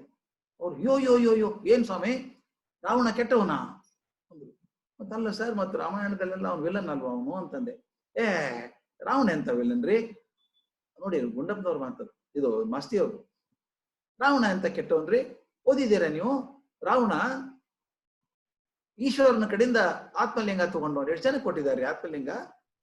ತನ್ನ ಕರಳು ಕಿತ್ಕೊಂಡು ವೀಣೆ ಮಾಡಿ ನುಡಿಸಿ ಈಶ್ವರನ ಒಲಿಸಿದಂತ ಮನುಷ್ಯ ಆತ. ಅದೆಲ್ಲ ದೊಡ್ಡ ತಪಸ್ವಿ ಅವನು. ನಿಮ್ಮ ಆಂಜನೇಯ, ನನಗಂತಿದ್ ನಿಮ್ಮ ಆಂಜನೇಯ ಅಂತ, ನಿಮ್ಮ ಆಂಜನೇಯ ಲಂಕೆಗೆ ಹೋದಾಗ ಹೇಳ್ತಾನೆ, ಇವನಿಗಿಂತ ಇಂದ್ರನಕ್ಕಿಂತ 100 ಪಟ್ಟು ತೇಜ ಇದೆ ಅವನ ಮುಖದ ಮೇಲೆ ಅಂತಾನೆ. ರಾವಣ ಕೆಟ್ಟವನೇನ್ರಿ? ರಾವಣ ಕೆಟ್ಟವನಲ್ಲ. ಮುಟ್ಟಾಳ ಕೆಲಸ ಮಾಡಿದ, ಸೀತಮ್ಮನ ಎತ್ಕೊಂಡು ಹೋದ, ತಲೆ ಹೋಯ್ತು, ಹೋಗ್ಲಿ, ತಪ್ಪು ಮಾಡಿದ, ತಪ್ಪಿಗೆ ಶಿಕ್ಷೆ ಇದೆ. ಅದು ಮನುಷ್ಯ ಕೆಟ್ಟವನ್ ಅನ್ಬೇಡಿ. ಎಷ್ಟು ದೊಡ್ಡ ಮಾತು ಗೊತ್ತಾ ಇದು. ಮನುಷ್ಯ ಹೋಲ್ಸೇಲ್ ಕೆಟ್ಟವನಾಗೋಕ್ ಸಾಧ್ಯ ಇಲ್ಲ. ಕೆಟ್ಟ ಕೆಲಸ ಮಾಡಬಹುದು, ಶಿಕ್ಷೆ ಸಿಗ್ಬಹುದು, ಆದ್ರೆ ಮನುಷ್ಯ ಕೆಟ್ಟವನ್ ಅನ್ಬೇಡ. ಅದನ್ನೇ ಎಷ್ಟು ಚಂದ ಹೇಳ್ತಾರೆ. ಎಂಥ ಮನುಷ್ಯ ಕೆಟ್ಟವನಂದ್ರು ಅವನೊಳಗೆ ಒಂದು ಅಂತಃಕರಣದ ಬುಗ್ಗೆ ಇರ್ತದೆ, ಅದು ಹೊರಗೆ ಬಂದಾಗ ಆತ್ಮ ವಿಸ್ತರಣೆ ಆಗ್ತದೆ ಅಂತ ಹೇಳ್ಬೇಕಾದ್ರೆ ಬಹಳ ಚಂದ ಮಾತು ಹೇಳ್ತಾರೆ. ಇನ್ನೊಂದು ಪದ್ಯ ಹೇಳ್ಬೇಕು ನಮ್ಮ ಮುಂದೆ. ಇದು ನನಗೆ ಅತ್ಯಂತ ಪ್ರೀತಿಯಾದಂಥ ಪದ್ಯ. ಇದು ಬಹಳ ಅರ್ಥ ಜಾಸ್ತಿ ಇದೆ, ಸ್ವಲ್ಪ ಪ್ರಯತ್ನ ಮಾಡ್ತೀನಿ. ನನ್ನ ಬದುಕು ಹೇಗಿರ್ಬೇಕು ಉದತ್ತಿಗೆ ಹೋಗ್ಬೇಕಾದ್ರೆ ಅಂತ. ಈ ಪದ್ಯ 536, 536. ಎಸಳಿ ನಡಿ ಗಿಡದ ಬಿಗಿ, ಎಸಳಿ ನಡಿ ಗಿಡದ ಬಿಗಿ, ಮೇಲೆ ಗಾಳಿಯ ಸರಸ, ಕುಸುಮದ ಕ್ಷೇಮ ಈ ಬಿಗಿತ ಬಿಡುತೆಗಳಿಂದ, ಕುಶಲ ಸೌರಭವ ನಿರ್ಯತ್ನ ಸ್ವತಂತ್ರದಿಂ, ಪಸರಿಪ ನಯ ಸುಖವೋ ಮಂಕುತಿಮ್ಮ. ಸ್ವಲ್ಪ ಎಕ್ಸ್ಪ್ಲೈನ್ ಮಾಡ್ಬೇಕು ಇದನ್ನು, ಬಹಳ ಚೆನ್ನಾಗಿದೆ. ಎಸಳಿ ನಡಿ ಗಿಡದ ಬಿಗಿ, ನಿಮ್ ಕಣ್ಣು ಮುಂದೊಂದು ಚಿತ್ರ ಬರ್ಬೇಕು. ಸಣ್ಣ ಹೆಸರು, ದೊಡ್ಡ ಮರ ಅಲ್ಲ, ಸಸಿ, ಸಣ್ಣ ಸಸಿ ಇದೆ. ಆ ಸಸಿ ಗಾಳಿ ಬಿಟ್ಟಾಗ ಹೇಗೆ ಅಗಲಾಡುತ್ತೆ, ನನ್ನ ಕಣ್ಣು ಮುಂದೆ ಚಿತ್ರ ತಗೊಂಬನ್ನಿ. ಎಸಳಿನ ಅಡಿ, ಆ ಕೆಳಗಡೆ ಬೇರಿನಲ್ಲಿ ಗಿಡದ ಬಿಗಿ, ಅದು ಬಿಗಿ ಇದೆ, ಭದ್ರವಾಗಿ ಹಿಡ್ಕೊಂಡಿದೆ ಬೇರನ್ನ ಮಣ್ಣು. ಮೇಲೆ ಗಾಳಿಯ ಸರಸ, ಮೇಲೆ ಗಾಳಿ ಬಿಟ್ಟಾಗ ಅದು ಹೀಗೆ ತೊನಿತಾ ಇರ್ತದೆ ಸಸಿ, ಅದು ಅಲ್ವಾ? ಕೆಳಗೆ ತೊನೆದ್ರೆ ಏನಾಗ್ತದೆ? ಬೇರೆ ಹತ್ರ ಗಟ್ಟಿ ಇದ್ರೆ ಮಾತ್ರ ಸಸಿ ಬೆಳೆಯೋದು. ಆ ಬೇರೆ ಅಲುಗಾಡ್ತಾ ಇದ್ರೆ ಒಣಗಿ ಹೋಗ್ಬಿಡುತ್ತೆ. ಬೇರೆ ಗಟ್ಟಿ ಇರ್ಬೇಕು, ಮೇಲೆ ಸರಸ ಇರ್ಬೇಕು, ಮುಂದೆ ಬರ್ಬೇಕು. ಬೇರೆ ಹತ್ರ ಗಟ್ಟಿ ಇರ್ಬೇಕು, ಮೇಲೆ ಸರಸ ಇರ್ಬೇಕು. ಹಾಗಿದ್ದಾಗ ಕುಸುಮದ ಕ್ಷೇಮ, ಮೇಲೆ ಹೂವಾಗಿದೆಯಲ್ಲ, ಆ ಹೂವಿನ ಕ್ಷೇಮ ಈ ಬಿಗಿತ ಬಿಡುತೆಗಳಿಂದ, ಕೆಳಗೆ ಬಿಗಿ ಮೇಲೆ ಸಡ್ಲಿರ್ತದಲ್ಲ, ಇದರಿಂದಾಗೇನೆ ಆ ಹೂ ಕ್ಷೇಮವಾಗಿದೆ. ಕುಶಲ ಸೌರಭವ ನಿರ್ಯತ್ನ ಸ್ವತಂತ್ರದಿಂ, ಪಸರಿಪ ನಯ ಸುಖವು ಮಂಕುತಿಮ್ಮ. ಆ ಹೂ ಏನಾದ್ರೂ ಪ್ರಯತ್ನ ಮಾಡ್ತದೇನ್ರಿ ಪರಿಮಳ ಹಂಚಬೇಕು ಅಂತ? ಏನು ಪ್ರಯತ್ನ ಮಾಡಲ್ಲ, ತಾನು ಅರಳಿ ನಿಂತು ಬಿಡ್ತದೆ ಅಷ್ಟೇನೆ. ಗಾಳಿ ಆ ಸುವಾಸನೆಯನ್ನು ಆರಾಮಾಗಿ ತಗೊಂಡು ಹೋಗುತ್ತೆ ಎಲ್ಲಾ ಕಡೆ. ಅದೆಷ್ಟು ಚಂದ ಹೇಳ್ತಾರೆ ನೋಡಿ. ಕುಶಲ ಸೌರಭವ, ಆ ತುಂಬಿದಂತಹ ಪರಿಮಳವನ್ನ ನಿರ್ಯತ್ನ ಸ್ವತಂತ್ರದಿಂ. ಈ ಮಾತು ಬಹಳ ಒತ್ತಿ ಹೇಳ್ಬೇಕು ನಾವು. ನಿರ್ಯತ್ನ ಸ್ವತಂತ್ರದಿಂ, ಅದೇನು ಪ್ರಯತ್ನನೇ ಮಾಡ್ತಾ ಇಲ್ಲ. ಅದು ಹೂವು ಯಾವ ಪ್ರಯತ್ನ ಮಾಡದೇನೆ ಅಪ್ರಯತ್ನವಾಗಿ ತನ್ನ ಸುಗಂಧವನ್ನು ಎಲ್ಲಾ ಕಡೆ ಹರಡುತ್ತಲ್ಲ, ಆ ಪಸರಿಪ ನಯ ಸುಖವು ಮಂಕುತಿಮ್ಮ. ಪ್ರಯತ್ನವಿಲ್ಲದೆ ಹರಡಬೇಕು. ನಮ್ಮಲ್ಲಿ ಉನ್ನತಿ ಆದವ್ರ ಲಕ್ಷಣ ಹಾಗಿರುತ್ತೆ ಸ್ವಾಮಿ. ದಯವಿಟ್ಟು ಹೇಳ್ತೀನಿ ನಾನು. ಅವ್ರೇನ್ ಪ್ರಯತ್ನ ಮಾಡಲ್ಲ ಮಂದಿನ ಇಂಪ್ರೆಸ್ ಮಾಡೋದಕ್ಕೆ. ಅವ್ರು ಇರೋದು ಹಾಗೆ ಇರ್ತಾರೆ. ಅವ್ರು ನೋಡಿ ಜನ ಇಂಪ್ರೆಸ್ ಆಗ್ತಾರೆ. ಡಾಕ್ಟರ್ ಕಲಾಂ ಅವ್ರ ಬಗ್ಗೆ ಹೇಳ್ಬೇಕು. The most innocent man I ever seen. Technologist ಎಲ್ಲ ಬೇರೆ ಇರು, ಮೋಸ್ಟ್ ಇನ್ನೋಸೆಂಟ್ ಮ್ಯಾನ್. ಅವ್ರೊಂದ್ಸಲ ಕೇಳಿದ್ರು, ನಾನು ಯಾವುದೋ ಫಂಕ್ಷನ್ಗೆ ಹೋದಾಗ 2 ಲಕ್ಷ ಜನ ಕೂತಿದ್ದಾರೆ, ಅವ್ರ ಭಾಷಣ ಅನುವಾದ ಮಾಡ್ಬೇಕು ನಾನು ನೋಡಿದ್ರು. Do you think they understand what I speak ಅಂತ ಕೇಳಿದ್ರು. 2 ಲಕ್ಷ ಮೇಲೆ ಜನ ಕೂತಿದ್ದಾರೆ. Do you think they understand what I speak ಅಂದ್ರು. ನಾನು ಹೇಳಿದೆ, most of them don't understand ಅಂದೆ. Then why are they here ಅಂದ್ರು. They come to see you ಅಂದೆ. See me, am I hero ಅಂದ್ರು. Why do compare with the hero sir, you are far better than all of them ಅಂದೆ. ಆಮೇಲೆ ಕೊನೆಗೆ lecture ಮುಗಿದ್ಮೇಲೆ ಹೇಳಿದೆ, ನಾನು I tell you the answer. It is so easy to remain ignorant throughout life, but impossible to remain innocent. So easy to remain ignorant throughout life, but difficult to remain innocent. You have remained innocent like a child. ಸಣ್ಣ ಮಗು ನೋಡಿದ್ರೆ ಯಾರಿಗಾದ್ರೂ ಖುಷಿ ಆಗುತ್ತೆ. ಪುಟ್ಟ ಮಗು, ಮುಗ್ಧತೆ, ಆ ಮುಗ್ಧತೆ ಸೆಳೆದು ಬಿಡುತ್ತೆ. ಅದು ಬಹಳ ಚಂದ ಹೇಳೋದು ನಾನು. ನಿರ್ಯತ್ನ ಸ್ವತಂತ್ರದಿ, ನೀವೇನು ಪ್ರಯತ್ನ ಮಾಡ್ಬೇಕಾಗಿಲ್ಲ. ಅಂತವ್ರು 3-4 ಜನ ಇದ್ದಾರೆ. ನಾನು ಕಂಡವ್ರು 3-4 ಜನ ಇದ್ದಾರೆ. ಒಬ್ರು ರಂಗನಾಥಾನಂದಜಿ ಮಹಾರಾಜ್, ರಾಮಕೃಷ್ಣ ಆಶ್ರಮದ ಅಧ್ಯಕ್ಷರಾಗಿದ್ರು. ಅವರೇ ನನ್ನ ಶಿಕ್ಷಣಕ್ಕೆ ಕರ್ಕೊಂಡ್ ಬಂದದ್ದು. ಅವ್ರು ನೋಡ್ಬೇಕು, ಅವ್ರನ್ನ ಅಭಿನವ ವಿವೇಕಾನಂದ ಅಂತ ಇದ್ರು. And one of the greatest saints I have seen in my life. ಅವ್ರು ಮಾತೇ ಆಡೋದು ಬೇಡ್ರಿ, ಅವ್ರು ಕೂತಿದ್ರೆ ಸಾಕು, ನೋಡ್ಕೊಂಡಿದ್ರೆ ಸಂತೋಷ ಆಗುತ್ತೆ. ನಿರ್ಯತ್ನ ಸ್ವತಂತ್ರದಿಂದ ಏನು ಪ್ರಯತ್ನ ಮಾಡಲ್ಲ. ಇನ್ನೊಬ್ರು ನಾನ್ ಕಾಣ್ತಾ ಇರೋದು ಅಂದ್ರೆ ಬಿಜಾಪುರದ ಸಿದ್ದೇಶ್ವರ ಸ್ವಾಮಿಗಳು, ಜ್ಞಾನ ಯೋಗಾಶ್ರಮ ಸಿದ್ದೇಶ್ವರ ಸ್ವಾಮಿಗಳು. ನೀವು ಕೇಳಿದಿರಲ್ಲ ಗೊತ್ತಿಲ್ಲ, ದಯವಿಟ್ಟು ಕೇಳ್ಬೇಕು ಅವ್ರ ಮಾತುಗಳನ್ನ. ಅವ್ರ ಮುಂದೆ ಕೂತಿದ್ರೆ ಸಾಕು, ಮುಗ್ಧತೆ ಸೋರ್ತದೆ, ಇಳಿತದೆ. ಒಬ್ಬರ ಬಗ್ಗೆ ಒಂದು ಕೆಟ್ಟ ಮಾಡಿದ್ದಕ್ಕೆ ಮಾತಾಡಿದಕ್ಕೆ ಕೇಳಲಿಲ್ಲ, ಒಬ್ಬರ ಬಗ್ಗೆ ಹಗುರವಾಗಿ ಮಾತಾಡಿದಕ್ಕೆ ಕೇಳಲಿಲ್ಲ, ಒಂದು ಕೆಟ್ಟ ಮಾತು ಬಾಯಿಗೆ ಬರೋದಿಲ್ಲ. ನಿರ್ಯತ್ನ ಸ್ವತಂತ್ರದಿಂದ ಈ ಸ್ಟೇಜಿಗೆ ನಾವು ಬರ್ಬೇಕಾಗತ್ತೆ, ಉನ್ನತಿಗೆ ಹೋಗ್ಬೇಕಂತ. ಅದಕ್ಕೆ ಹೇಳ್ತಾರೆ 4 ಸ್ಟೇಜ್ ಅಲ್ಲಿ ಇದೆ ಅಂತ ಮನುಷ್ಯ ಬೆಳೆಬೇಕಾದ್ರೆ. ನಾನು ಗಿಡದ ಹಾಗೆ ಕೆಳಗ್ ಗಟ್ಟಿ ಇರ್ಬೇಕು ಅಂತ ಹೇಳಿದ್ನಲ್ಲ, ಬೇರೆ ಗಟ್ಟಿ ಇರ್ಬೇಕು, ಮ್ಯಾಲ ಸಡ್ಲಿ ಇರ್ಬೇಕು. ಆ ಗಟ್ಟಿ ಯಾವ್ದಿರ್ಬೇಕು? ನನ್ನ ಮೂಲದಲ್ಲಿ, ನನ್ನ ಜೀವನದ ಮೂಲ ಬೇರು ಅಂತ ಏನಿದೆಯೋ ಅಲ್ಲಿ ಶ್ರದ್ಧೆ, ಸಂಸ್ಕೃತಿ, ಧರ್ಮ ಮತ್ತು ಮೌಲ್ಯ ಇವು ಗಟ್ಟಿ ಇರ್ಬೇಕು. ಅವು ಸಡ್ಲಿ ಇರ್ಬಾರ್ದು. ಇವೆಲ್ಲ ಗಟ್ಟಿಯಾಗಿ ಬೇರ್ನ ಹಾಗೆ ಗಟ್ಟಿ ಇದ್ರೆ, ಆದ್ರೆ ಪೂರ್ತಿ ಗಟ್ಟಿ ಇರಬಾರ್ದು. ವ್ಯವಹಾರದಲ್ಲಿ, ಮನೆ ವಾತಾವರಣದಲ್ಲಿ, ಸೃಜನಶೀಲತೆಯಲ್ಲಿ, ಪ್ರೀತಿ ತೋರಿಸುವಾಗ, ಅಂತಃಕರಣ ತೋರಿಸುವಾಗ ಸಡ್ಲಾಗಿರ್ಬೇಕು. ಕೆಲವರು ಇರ್ತಾರೆ ನಗೋಕೆ ಬರೋಲ್ಲ, ಮ್ಯಾನುಫ್ಯಾಕ್ಚರಿಂಗ್ ಡಿಫೆಕ್ಟ್ ಅಂತ ಕರಿತೀವಿ ನಾವು. ಮನೆಯಲ್ಲೂ ನಗಲ್ಲ, ಹೊರಗೂ ನಗಲ್ಲ. ಅವ್ರು ನೋಡಿದ್ರೆ ನಗೋರು ಕೂಡ ನಗೋದು ಬಂದ್ ಮಾಡ್ತಾರೆ. ಅವೆಲ್ಲ ಕೆಳಗೆ ಸಡ್ಲ್ ಇರ್ತದೆ, ಮೇಲೆ ಬಿಗಿ ಇರ್ತವೆ. ಅದು ಗಿಡ ಅಲ್ಲ. ಬಿಗಿ ಶ್ರದ್ಧೆ, ಸಂಸ್ಕೃತಿ ಅದೆಲ್ಲ ಅಲ್ಲಿ ಗಟ್ಟಿ ಇರ್ಬೇಕು. ಅದ್ರ ಮೇಲೆ ಪ್ರೀತಿ, ಅಂತಃಕರಣ ತುಂಬಾ ಹರಡ್ಬೇಕು. ಗಿಡ ಹಾಗಿರ್ಬೇಕು. ಇದಲ್ಲದೆ ಈ ಬಿಗಿ ಮತ್ತು ಸಡ್ಲ್ ಇರೋದ್ರಿಂದಾನೇ ಆ ಮನುಷ್ಯ ಜೀವ ಕ್ಷೇಮವಾಗಿರ್ತದೆ. ಅಪ್ರಯತ್ನವಾಗಿ ಮನುಷ್ಯನ ಬದುಕು ಸುಂದರ ಆಗ್ತದೆ. 4 ಹಂತಗಳಲ್ಲಿ ಮನುಷ್ಯ ಹೋಗ್ಬೇಕು ಅಂತ ಹೇಳ್ತಾರೆ. ಮೊದಲು ನಾವೆಲ್ಲರೂ ಗೊತ್ತಿಲ್ಲದೆ ಇಗ್ನೋರೆಂಟ್ ಆಗಿದ್ದೀವಿ. We are unconsciously incompetent. ನಮ್ಗೆ ಗೊತ್ತಿಲ್ಲ ಅನ್ನೋದು ಗೊತ್ತಿಲ್ಲ, ಹಂಗಿದ್ದೀವಿ. ಅದು ಸ್ವಲ್ಪ ಸ್ಟೇಜ್ ಆದ್ಮೇಲೆ, ಸ್ವಲ್ಪ ಸುಧಾರಿಸಿದ್ಮೇಲೆ ನಾವು ಕಾನ್ಶಿಯಸ್ಲಿ ಇನ್ಕಾಂಪಿಟೆಂಟ್ ಆಗ್ತೀವಿ. ಅಯ್ಯೋ ನನಗೆ ಗೊತ್ತಿಲ್ಲ ಅನ್ನೋದಾದ್ರೂ ಗೊತ್ತಾಗತ್ತೆ, ಇಷ್ಟೆಲ್ಲ ಗೊತ್ತಿಲ್ಲಪ್ಪ ನನಗೆ, ಅದು ಒಂದೇ ಹಂತ. ಅದು ಹಾಗೆ ಪ್ರಯತ್ನ ಮಾಡಿ ಮುಂದೆ ಹೋದ್ರೆ ವಿ ಬಿಕಮ್ ಕಾನ್ಶಿಯಸ್ಲಿ ಕಾಂಪಿಟೆಂಟ್. ಪ್ರಜ್ಞಾಪೂರ್ವಕವಾಗಿ ನನಗೆ ಗೊತ್ತಿದೆಯಪ್ಪ, ಇಷ್ಟು ಗೊತ್ತಿದೆ ಅಂತ ಗೊತ್ತಾಗತ್ತೆ. 3ನೇ ಹಂತ ಇದು, ಅದು ಕೊನೆ ಹಂತ ಅಲ್ಲ. ಇದಾದ್ಮೇಲೆ ಒಂದು ಬರುತ್ತೆ, you should become unconsciously competent. Unconsciously competent. ಪ್ರಯತ್ನನೇ ಮಾಡ್ಬೇಕಾಗಿಲ್ಲ. ನೀವು ಹೇಳಿದ್ದೆ ರಾಮಕೃಷ್ಣ ಪರಮಹಂಸರ ಜೀವನ ಅಲ್ವಾ? ಅವ್ರು ಉಪನಿಷತ್ತು ಓದ್ಲಿಲ್ಲ, ಶಾಸ್ತ್ರ ಓದ್ಲಿಲ್ಲ, ಆದ್ರೆ ಅವ್ರು ಹೇಳಿದ್ದೆ ಉಪನಿಷತ್ತು, ಹೇಳಿದ್ದೆ ರಾಮಕೃಷ್ಣ ಉಪನಿಷತ್ ಅಂತ ಕರಿತೀವಿ ನಾವು. ಹೀಗೆ ಮನುಷ್ಯ ಅಪ್ರಯತ್ನವಾಗಿ ಹೋಗೋದಿದೆಯಲ್ಲ, ಅದು ಬಹುದೊಡ್ಡ ಉನ್ನತಿಗೆ ಹೋದ ಹಾಗೆ. ಈ 4 ಹಂತಗಳಲ್ಲಿ ಬೆಳಿಬೇಕು ಅಂತ. ಇನ್ನೊಂದು, ಇದರ ಮುಂದಾದ್ಮೇಲೆ ನನ್ನ ಜೀವನದಲ್ಲಿ 3 ವಾದಗಳಿದ್ದಾವೆ, 3 ಚಿಂತನೆಗಳು ಸೇರ್ಕೋಬೇಕಂತೆ. 3 ಚಿಂತನೆಗಳು ಸೇರ್ಕೊಂಡಾಗ ನನಗೆ ಗೊತ್ತಿಲ್ಲದ ಹಾಗೆ ನನ್ನ ಜೀವನ ದೊಡ್ಡದಾಗ್ತದೆ ಅಂತ. ಪದ್ಯ 521, 521. ವೇದ, ಲೋಕಾಚಾರ, ನಿನ್ನ ಅನುಭವದ ಯುಕ್ತಿ, ಶೋಧಿಸಿ ಈ 3ನಂ ಸಂವಾದಗೊಳಿಸು. ಸಾಧಿತ ಜ್ಞಾನ ನರಸಾಧ್ಯ ಪ್ರಮಾಣವದು, ಹಾದಿ ಬೆಳಕದು ನಿನಗೆ ಮಂಕುತಿಮ್ಮ. ನನ್ನ ಬದುಕಿಗೆ ಬೆಳಕು ಕೊಡೋದು ಯಾವುದು ಅಂತ ಇಷ್ಟು ಚಂದ ಹೇಳ್ತಾರಪ್ಪ. ಕೆತ್ತಿ ಇಟ್ಬಿಡ್ತಾರೆ ಕಣ್ಮುಂದೆ. 3 ಇರ್ಬೇಕಂತೆ. ಒಂದು ವೇದ ಅಂದ್ರೆ ಜ್ಞಾನ, ಹಿಂದಿನ ಜ್ಞಾನ, ಜಗತ್ತಲ್ಲಿ ಏನಾಯ್ತು, ಹೇಗೆ ಬದುಕಿದ್ರು ಜನ, ಇತಿಹಾಸ ಪೂರ್ತಿ ಗೊತ್ತಿರ್ಬೇಕು ನಿನಗೆ, ಜ್ಞಾನ ಗೊತ್ತಿರ್ಬೇಕು ಮೊದಲೇದು. 2ನೇದು ಲೋಕಾಚಾರ. ಕೆಲವರು ಇದ್ದಾರೆ ಬರೀ ಹಿಂದಿಂದ ಕಥೆ ಹೇಳ್ಕೊ ಕೂತಿರ್ತಾರೆ, ಇವತ್ತಿನ ಲೋಕದ ವ್ಯವಹಾರನೇ ಗೊತ್ತಿಲ್ಲ. ಲೋಕದ ವ್ಯವಹಾರನೂ ಗೊತ್ತಿರ್ಬೇಕು, ಹಿಂದಿನ ಜ್ಞಾನ ಇರಬೇಕು, ಇವತ್ತಿನ ಲೋಕ ವ್ಯವಹಾರ ಗೊತ್ತಿರ್ಬೇಕು. 3ನೇದು ಬಹಳ ಮುಖ್ಯ, ನಿನ್ನ ಅನುಭವ ಯುಕ್ತಿ. ಜಗತ್ತಲ್ಲಿ 100 ಜನ 100 ಹೇಳಿದ್ರು ಕೂಡ ನಿಮ್ಮ ಅನುಭವ ನಿಮ್ಮನ್ನೇ ಕಾಪಾಡುತ್ತೆ, ಮತ್ತೊಬ್ಬರ ಅನುಭವ ನಮ್ಮನ್ನು ಕಾಪಾಡೋಕೆ ಸಾಧ್ಯ ಇಲ್ಲ. ಆದ್ದರಿಂದ ಹಿಂದಿನ ಇತಿಹಾಸದ ಜ್ಞಾನ, ಸಮಾಜದಲ್ಲಿ ಲೋಕ ವ್ಯವಹರಣೆ, ಅದರ ಜೊತೆಗೆ ಮುಖ್ಯವಾಗಿ ನನ್ನ ಅನುಭವದ ಯುಕ್ತಿ, ಈ 3ಅನ್ನೂ ಸೇರಿಸ್ಬೇಕಂತೆ. ಆ ಪದ ಹೆಂಗಿದೆ ನೋಡ್ರಿ, ಶೋಧಿಸಿ ಈ 3ನಂ ಸಂವಾದಗೊಳಿಸು. ಈ 3ಅನ್ನೂ ಸೇರ್ಸ್ಕೋಬೇಕು. ಕೆಲವರು ಯಾವುದೋ ಒಂದ್ ಇಟ್ಕೊಂಡ್ರೆ ಆಗೋಲ್ಲ ನೋಡಿ. ಕೆಲವರು ಇರ್ತಾರೆ ಪುರಾಣದ ಕತೆ ಹೇಳ್ತಿರ್ತಾರೆ, ಇವತ್ತಿನ ವ್ಯವಹಾರ ಜ್ಞಾನ ಚೂರು ಇಲ್ಲ, ಅವ್ರು ಸಕ್ಸಸ್ಫುಲ್ ಆಗಲ್ಲ. ಬರೀ ಇವತ್ತಿಂದ ಹೇಳ್ತಿರ್ತಾರೆ, ಹಿಂದಿನ ಗೊತ್ತಿಲ್ಲ ಅವ್ರಿಗೆ, ಅವರು ಸಕ್ಸಸ್ಫುಲ್ ಆಗಲ್ಲ. ಕೆಲವರು ಬರೀ ಅನುಭವ, ನನ್ನ ಅನುಭವ ಅಡ್ಡಾಡ್ತಿರ್ತಾರೆ, ಅವ್ ಹಿಂದಿಂದ 2 ಗೊತ್ತಿಲ್ಲ ಅವ್ರಿಗೆ. ಈ 3ಅನ್ನೂ ಸೇರ್ಸ್ಕೋಬೇಕು. ಜ್ಞಾನ, ಲೋಕ ವ್ಯವಹರಣೆ ಮತ್ತು ನನ್ನ ಅನುಭವ, ಈ ಮೂರನ್ನು ಸರಿಯಾಗಿ ಸೇರಿಸಿ ಗುರಿಗೊಳಿಸಿದಾಗ ಸಾಧಿತ ಜ್ಞಾನ, ಅವು ಬರುವಂತಹ ಜ್ಞಾನ ಏನಿದೆಯಲ್ಲ ಅದು ನರಸಾಧ್ಯ ಪ್ರಮಾಣವು, ಮನುಷ್ಯರಿಗೆ ಸಾಧ್ಯವಾಗುವಂತ ಪ್ರಮಾಣ. ಅದು ಸರ್ಟಿಫಿಕೇಟ್ ನಿಮಗದು ಈ ಬರ್ಬೇಕಾದ್ರೆ. ತಾವು ಕಂಡಿದ್ದೀರಿ ಜೀವನದಲ್ಲಿ, ಎಷ್ಟೊಂದು ಜನ ಕಂಡಿದ್ದೀರಿ.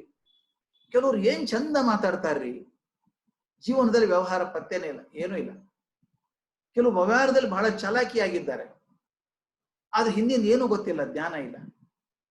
ಕೆಲವರು ಅನುಭವಿಗಳಾಗಿದ್ದಾರೆ, ತಮ್ಮ ಜೀವನದ ಅನುಭವ ಗೊತ್ತು, ಆದ್ರೆ ಪ್ರಪಂಚ ಹೇಗೆ ನಡೀತದೆ ಅಂತ ಗೊತ್ತಿಲ್ಲ.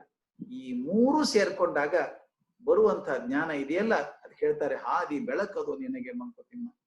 ಬಹಳ ಚಂದ ಇದೆ. ಹಾದಿ ಬೆಳಕಾಗ್ಬೇಕಾದ್ರೆ ಈ ಮೂರನ್ನು ಒಂದ್ ಆತರನ್ನು ಸೇರ್ಸ್ಕೊಂಡು ಬದುಕ್ಬೇಕಂತೆ, ಅಂದ್ರೆ ಮಾತ್ರ ಆಗುವಂತಹದ್ದು ಅಂತ.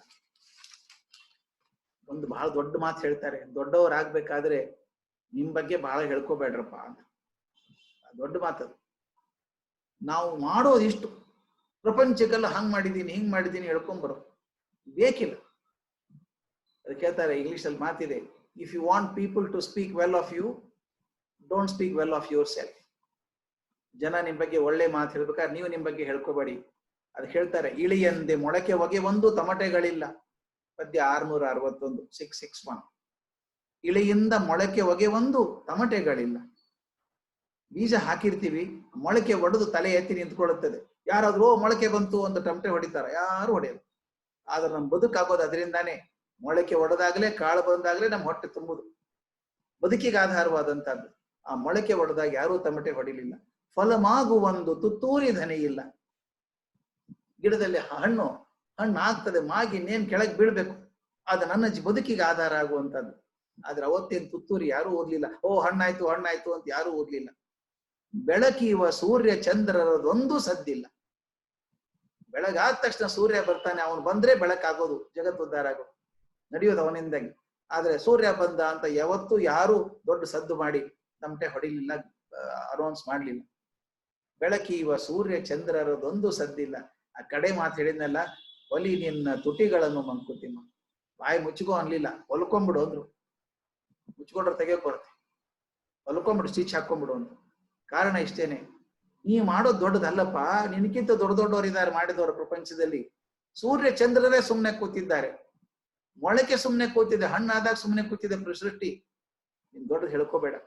ಹೇಳಿಕೆಯನ್ನ ಹೇಳ್ಕೊಳ್ಳೋದಿದೆಯಲ್ಲ, ನನ್ನ ಬಗ್ಗೆ ಹೇಳ್ಕೊಳ್ಳೋದಿದೆಯಲ್ಲ, ಅದು ಅಹಂಕಾರದ ಡಮರು ಅಂತ ಕರೀತಾರೆ. ಅಹಂಕಾರದ ಡಮರು. ಅಹಂಕಾರ ಡಮರು ಬೇಡ. ದೊಡ್ಡವರು ಆಗ್ಬೇಕಾದ್ರೆ ಮೊದಲು ನನ್ನನ್ನ ಸಾಕು, ನನಗೆ ಗೊತ್ತಿದೆ ನಾ ಮಾಡಿದ್ದೀನಿ ಅಂತ ಅದನ್ನು ಪ್ರಚಾರ ಮಾಡ್ಕೊಳ್ಳೋದು ಬೇಕಾಗಿಲ್ಲ. ಇನ್ನೊಂದು ಬಹಳ ಮುಖ್ಯವಾದಂತ ಪದ್ಯ ಹೇಳ್ಬೇಕದನ್ನ. ವಸ್ತು ವಿಜ್ಞಾನದಿಂ, ಪದ್ಯ 884 884. ವಸ್ತು ವಿಜ್ಞಾನದಿಂ ಜೀವನ ಸಮೃದ್ಧಿ ಮಿಗೆ ವಿಸ್ತರಿಸೆ ವಿಶ್ವೈಕ್ಯ ಭಾವ ಜನಮನದೋಳ್.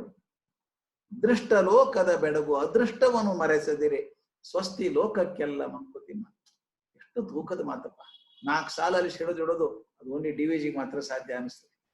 ವಸ್ತು ವಿಜ್ಞಾನದಿಂ, ವಿಜ್ಞಾನಿಗಳು ಬೇಕಾದ್ರೆ ಸಂಶೋಧನೆ ಮಾಡ್ತಾರೆ, ಕಂಡು ಹಿಡಿತಾರೆ, ಹೊಸ ವಸ್ತು ಬಂತು, ಅದರಿಂದ ಜೀವನ ಸಮೃದ್ಧಿ ಮಿಗೆ, ಜೀವನ ಸಮೃದ್ಧಿ ಆಗ್ತದೆ. ಏನು ಹುಡುಕಿದ್ರು? ವಿಮಾನ ಹುಡುಕಿದ್ರು. ಇಂಗ್ಲೆಂಡ್ ಮೊದಲು ಬಹಳ ದೂರ ಹಡಗಿನಲ್ಲಿ ಹೋಗ್ಬೇಕಾಗ್ತಿತ್ತು ನಮ್ಮವರು. ಇವತ್ತೇನಿಲ್ಲ, 6 ತಾಸಲ್ಲಿ 9 ತಾಸಲ್ಲಿ ಬಂದ್ಬಿಡ್ತೀವಿ ಇಂಗ್ಲೆಂಡ್.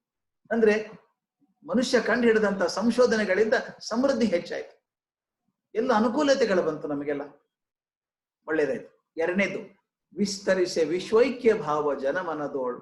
ಬರೀ ನಮ್ದು ಸೊಗಸಾದ ವಸ್ತುಗಳು ಸಿಗೋದಷ್ಟೇ ಅಲ್ಲ, ವಿಶ್ವೈಕ್ಯ ಭಾವ, ಇಡೀ ವಿಶ್ವ ಒಂದು ಅನ್ನುವಂತದ್ದು ಇರ್ಬೇಕು. ಅದಕ್ಕೆ ಹೇಳ್ತೀನಲ್ಲ, ನಾನು ಹೊಸ ಸಂಶೋಧನೆಯಿಂದ ಜನ ಸಮೃದ್ಧಿ ಆಗಬೇಕು, ಉಳಿದವರಿಗೆ ತೊಂದರೆ ಆಗಬಾರ್ದು. Including creation of A virus ಏನೋ ಆಗ್ಬೋದು. ನಾನು ಸಂಶೋಧನೆ ಮಾಡಿ ಜನರಿಗೆ ಒಳ್ಳೇದಾಗೋದನ್ನು ಕಾಣಬೇಕೆ ಹೊರತಾಗಿ ಕೆಟ್ಟದನ್ನು ಮಾಡೋದು ಬೇಕಿಲ್ಲ. ಇಡೀ ಪ್ರಪಂಚ ಒಂದೇ ಅನ್ನುವಂತ ಭಾವ. ಇವತ್ತು ಕೊರೋನಾ ವೈರಸ್ ಬಂದು, ಮೊದಲು ಗೊತ್ತಿತ್ತು ನಮಗೆ world is A global village ಅಂತ, ಇವತ್ತು ನಿಜವಾಗ್ಲೂ ವಿಲೇಜ್ ಆಗ್ಬಿಟ್ಟಿದೆ. ಇವತ್ತು ಇಲ್ಲಿ ಕೂತ್ಕೊಂಡು ಅಮೆರಿಕಾದಲ್ಲಿ ಎಷ್ಟು ಜನ ಇನ್ಫೆಕ್ಷನ್ ಆಯ್ತು ಅಂತ ಅಲ್ಲಿ ನೋಡ್ತಾರೆ, ಅಲ್ಲಿಂದ ಇಂಡಿಯಾದಲ್ಲಿ ಎಷ್ಟಾಯ್ತು ಅಂತ ಇವ್ರು ನೋಡ್ತಾರೆ. ಮೊದಲು ಕಲ್ಪನೆ ಕೂಡ ಮಾಡ್ತಿರ್ಲಿಲ್ಲ. Whole world has become a small village. ಈಗ ಒಬ್ಬರೊಬ್ಬರು ಬ್ಲೇಮ್ ಮಾಡ್ತಾ ಇಲ್ವಾ, ನೀವೇ ಬಿಟ್ಟದ್ದು ಅಂತ. ಯಾರು ಬಿಟ್ಟರೋ ಗೊತ್ತಿಲ್ಲ. ಅಂದ್ರೆ ಇಡೀ ಜಗತ್ತು ಸಣ್ಣದಾಗಿದೆ, ಆದ್ರೆ ಅವ್ರು ಹೇಳೋದು ಹಾಗಲ್ಲ. ವಿಶ್ವೈಕ್ಯ ಭಾವ, ಇಡೀ ವಿಶ್ವ ವಸುಧೈವ ಕುಟುಂಬಕಂ ಅನ್ನುವಂತ ಕಲ್ಪನೆ ಬರ್ಬೇಕು. ಕಡೆ 3ನೇ ಸಾಲು ಬಹಳ ದೊಡ್ಡದು ಸ್ನೇಹಿತರೆ. ಅದು ಒಂದ್ ಮಾತು ವಿಸ್ತಾರ ಹೇಳ್ಬೇಕು ನಾನು. ದೃಷ್ಟ ಲೋಕದ ಬೆಳಗು ಅದೃಷ್ಟವನ್ನು ಮರೆಸದಿರೆ. ತೂಕದ ಮಾತು. ದೃಷ್ಟ ಅಂದ್ರೆ ಕಣ್ಣಿಗೆ ಕಾಣಿಸುವಂತದ್ದು. ನಮ್ ಕಣ್ಣಿಗೆ ಕಾಣಿಸುವಂತ ಪ್ರಪಂಚ ಇದೆಯಲ್ಲ, ಏನ್ ಹೊಳಿತದ್ರಿ ಪ್ರಪಂಚ, ಅದು ಏನ್ ಜಗಮಗಿಸುವಂತ ಪ್ರಪಂಚ, ಏನೆಲ್ಲ ಅದ್ಭುತ ಇದೆ ಇಲ್ಲೆಲ್ಲ ಪ್ರಪಂಚದೊಳಗೆ. ಈ ದೃಷ್ಟ ಲೋಕದ ಬೆಡಗು, ಈ ಹೊಳಿಪದೆಲ್ಲ ಮಿಂಚ್ತಾ ಇದೆಯಲ್ಲ ಪ್ರಪಂಚ, ಇದರ ಮಿಂಚು ಅದೃಷ್ಟವನ್ನು ಮರೆಸದಿರೆ. ಅದೃಷ್ಟ ಅಂದ್ರೆ ಕಣ್ಣಿಗೆ ಕಾಣದೇ ಇರೋ ಈ ದೃಷ್ಟ ಪ್ರಪಂಚದ ಹಿಂದೆ ಅದೃಷ್ಟವಾದ ಒಂದು ಶಕ್ತಿ ಇದೆ. ಅದನ್ನು ದೇವರು ಅನ್ನಿ, ದೈವ ಅನ್ನಿ, ಶಕ್ತಿ ಅನ್ನಿ, ಏನೋ ಅನ್ನಿ, ಈ ದೃಷ್ಟ ಪ್ರಪಂಚದ ಹಿಂದೆ ಅದೃಷ್ಟ ಇದೆಯಲ್ಲ, ಅದನ್ನು ಮರಿಬಾರ್ದು. ಆದ್ರೆ ಸಾಮಾನ್ಯವಾಗಿ ಏನಾಗತ್ತೆ ಗೊತ್ತಾ, ಈ ದೃಷ್ಟ ಪ್ರಪಂಚದ ಅದ್ಭುತ ಮೆರವಣಿಗೆಯೊಳಗೆ ನಮ್ಮನ್ನು ಕಳ್ಕೊಂಡ್ಬಿಡ್ತೇವೆ. ಇದರ ಹಿಂದೆ ಒಂದು ಶಕ್ತಿ ಇದೆ, ಈ ದೃಷ್ಟ ಪ್ರಪಂಚಕ್ಕೆ ಕಾರಣವಾದದ್ದು ಅನ್ನೋದನ್ನ ಮರೆತು ಬಿಡ್ತೇವೆ. ಅದಕ್ಕೆ ಹೇಳ್ತಾರೆ, ದೃಷ್ಟ ಲೋಕದ ಬೆಡಗು ಅದೃಷ್ಟವನ್ನು ಮರೆಸದಿರೆ ಸ್ವಸ್ತಿ ಲೋಕಕ್ಕೆಲ್ಲ ಮಂಕುತಿಮ್ಮ. ಜಗಕ್ಕೆಲ್ಲ ಒಳ್ಳೇದಾಗೋದು ಇದರಿಂದ. 3 ಗುಣ ಹೇಳ್ತಾರೆ. ಹೊಸ ಹೊಸ ಸಂಶೋಧನೆಗಳಿಂದ ಜೀವನ ಬೆಳಿಲಿ, ಜೀವನ ಬೆಳೆದ ಹಾಗೆ ಮನಸ್ಸು ಬೆಳೆದು ಜಗತ್ತು ಒಂದಾಗ್ಲಿ. ಮತ್ತೆ ಕಣ್ಣಿಗೆ ಕಾಣುವಂತಹ ಪ್ರಪಂಚನೇ ಕೊನೆಯದು ಅಂತ ಅನ್ಕೋಬೇಡಿ. ಈ ಕಣ್ಣಿಗೆ ಕಾಣುವ ಪ್ರಪಂಚದ ಹಿಂದೆ ಕಣ್ಣಿಗೆ ಕಾಣದಂತ ಒಂದು ಬಹುದೊಡ್ಡ ಶಕ್ತಿ ಇದೆ. ಅದನ್ನ ನೆನಪಿಟ್ಟುಕೊಂಡಿದ್ರೆ ನನ್ನ ಜೀವನ ಒಳ್ಳೇದಾಗತ್ತೆ, ಆತ್ಮ ಸೌಂದರ್ಯವನ್ನ ಮರಿಲಿಕ್ಕೆ ಆಗುದಿಲ್ಲ, ಚೆನ್ನಾಗಿರ್ತದೆ ಅಂತ. ಬಹುಶಃ ಇನ್ ಒಂದನ್ನು ಹೇಳ್ಬೋದು ಅನ್ಸತ್ತೆ, ಟೈಮ್ ಆಗ್ಬಿಡುತ್ತೆ ಅನ್ನೋದು. ದಯವಿಟ್ಟು ಇದೊಂದು ಅದ್ಭುತ ಮಾತು. ಘನ ತತ್ವ ಒಂದಕ್ಕೆ ದಿನರಾತ್ರಿ ಮನಸೋತು. ಇದು DVG ಅವರ ಅತ್ಯಂತ ಪ್ರೀತಿ ಪದ್ಯ ಅಂತ ನಾನು ಅನ್ಕೊಂಡದ್ದು. ಕಗ್ಗದಲ್ಲಿ ನನಗೆ ಎಲ್ಲಾ ಪದ್ಯ ಮರೆತು ಹೋದ್ರು ಒಂದ್ ನೆನಪಿಡ್ಬೇಕು ಅಂದ್ರೆ ಇದು ಮಾತ್ರ ನೆನಪಿಡ್ತೀನಿ ನಾನು. ಘನ ತತ್ವ ಒಂದಕ್ಕೆ ದಿನರಾತ್ರಿ ಮನಸೋತು. ಪದ್ಯ ಸಂಖ್ಯೆ 766 766. ಘನ ತತ್ವ ಒಂದಕ್ಕೆ ದಿನರಾತ್ರಿ ಮನಸೋತು, ನೆನೆಯದು ಇನ್ನೊಂದನು ಎಲ್ಲವನ್ನೂ ನೀಡುತ್ತ. ಅದರ ಅನುಸಂಧಿಯಲ್ಲಿ ಜೀವ ಭಾರವನ್ನು ಮರೆಯುವುದು ಹನುಮಂತನ ಉಪದೇಶ ಮಂಕುತಿಮ್ಮ.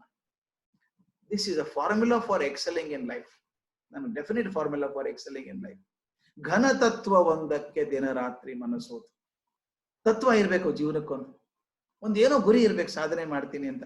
ಸಣ್ಣ ಗುರಿ ಇದ್ರೆ ಅದಕ್ಕೆ ಕಲಾಂ ಹೇಳೋ ಹಾಗೆ small aim is a crime ಅಂತಿದ್ರು. Small aim is a crime. ಘನ ತತ್ವ, ಎತ್ತರದಾದಂತಹ ಒಂದು ತತ್ವನ ಗುರಿ ಇಟ್ಕೋಬೇಕಂತೆ. ಘನ ತತ್ವ ಒಂದಕ್ಕೆ ದಿನರಾತ್ರಿ ಮನಸೋತು, ಬೇರೆ ವಿಚಾರ ಇಲ್ಲ, ಅದ್ರ ಬೆನ್ನು ಹತ್ಬೇಕು ನಾನು. ನೆನೆಯದು ಇನ್ನೊಂದನು ಎಲ್ಲವನ್ನೂ ನೀಡುತ್ತ. ಬೇರೆ ಯಾವುದೂ ಇಲ್ಲ, ಅದೊಂದೇ ಗುರಿ ನನಗೆ, ಅದೊಂದೇ ಫೋಕಸ್ ಆನ್ ದಟ್. ನನಗೆ ಎಷ್ಟೋ ಸಲ ನೆನಪಾಗುತ್ತೆ, I visited the research lab of Marie Curie. ಹೋದಾಗ ನೋಡಿದ್ರೆ ಅದು ಲ್ಯಾಬೊರೇಟರಿ ಏನ್ರಿ, ಅದು ಕಾರ್ ಶೆಡ್.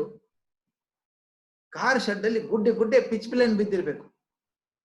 ಆ ಪಿಚ್ ಬ್ಲೆಂಡ್ ಸೋಸಿ ಹುಡುಕಿದಾಗ ಅವ್ರು ಹೇಳ್ತಾರೆ, 1 ಟನ್ ಪಿಚ್ ಬ್ಲೆಂಡ್ ರಿಫೈನ್ ಮಾಡಿದಾಗ 0.5 ಗ್ರಾಮ್ ರೇಡಿಯಂ ಸಿಕ್ತಿತ್ತಂತ. 0.5 ಗ್ರಾಮ್.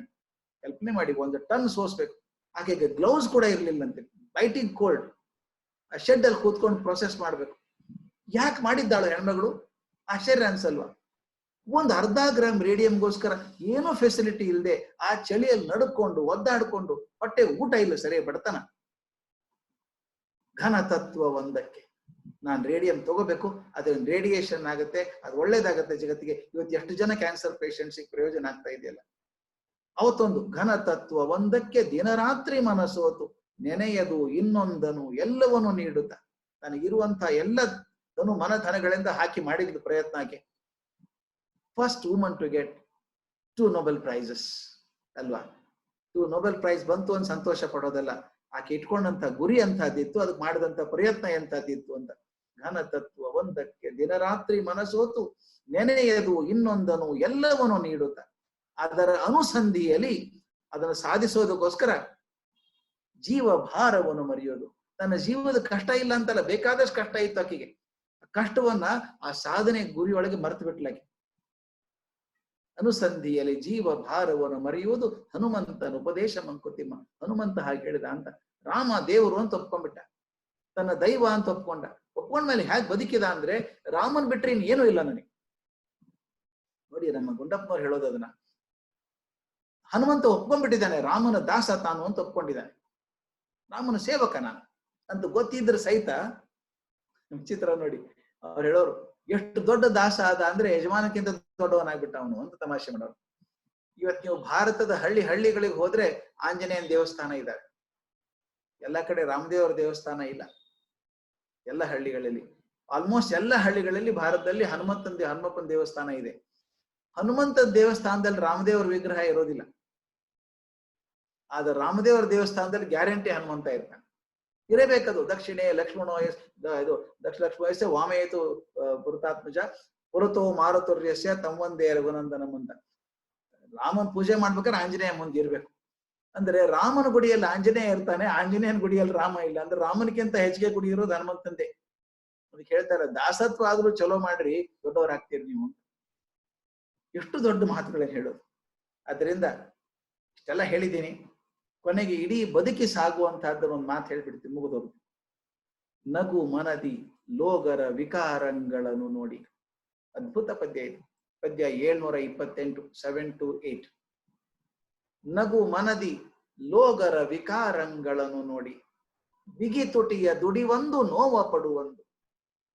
ಹೋಗು ವಿಶ್ವ ಜೀವನದ ಜೀವಾಂತರಂಗದಲ್ಲಿ ನಗು ನಗುತ್ತ ಬಾಳ್ ತೆರಳು Mankutimma.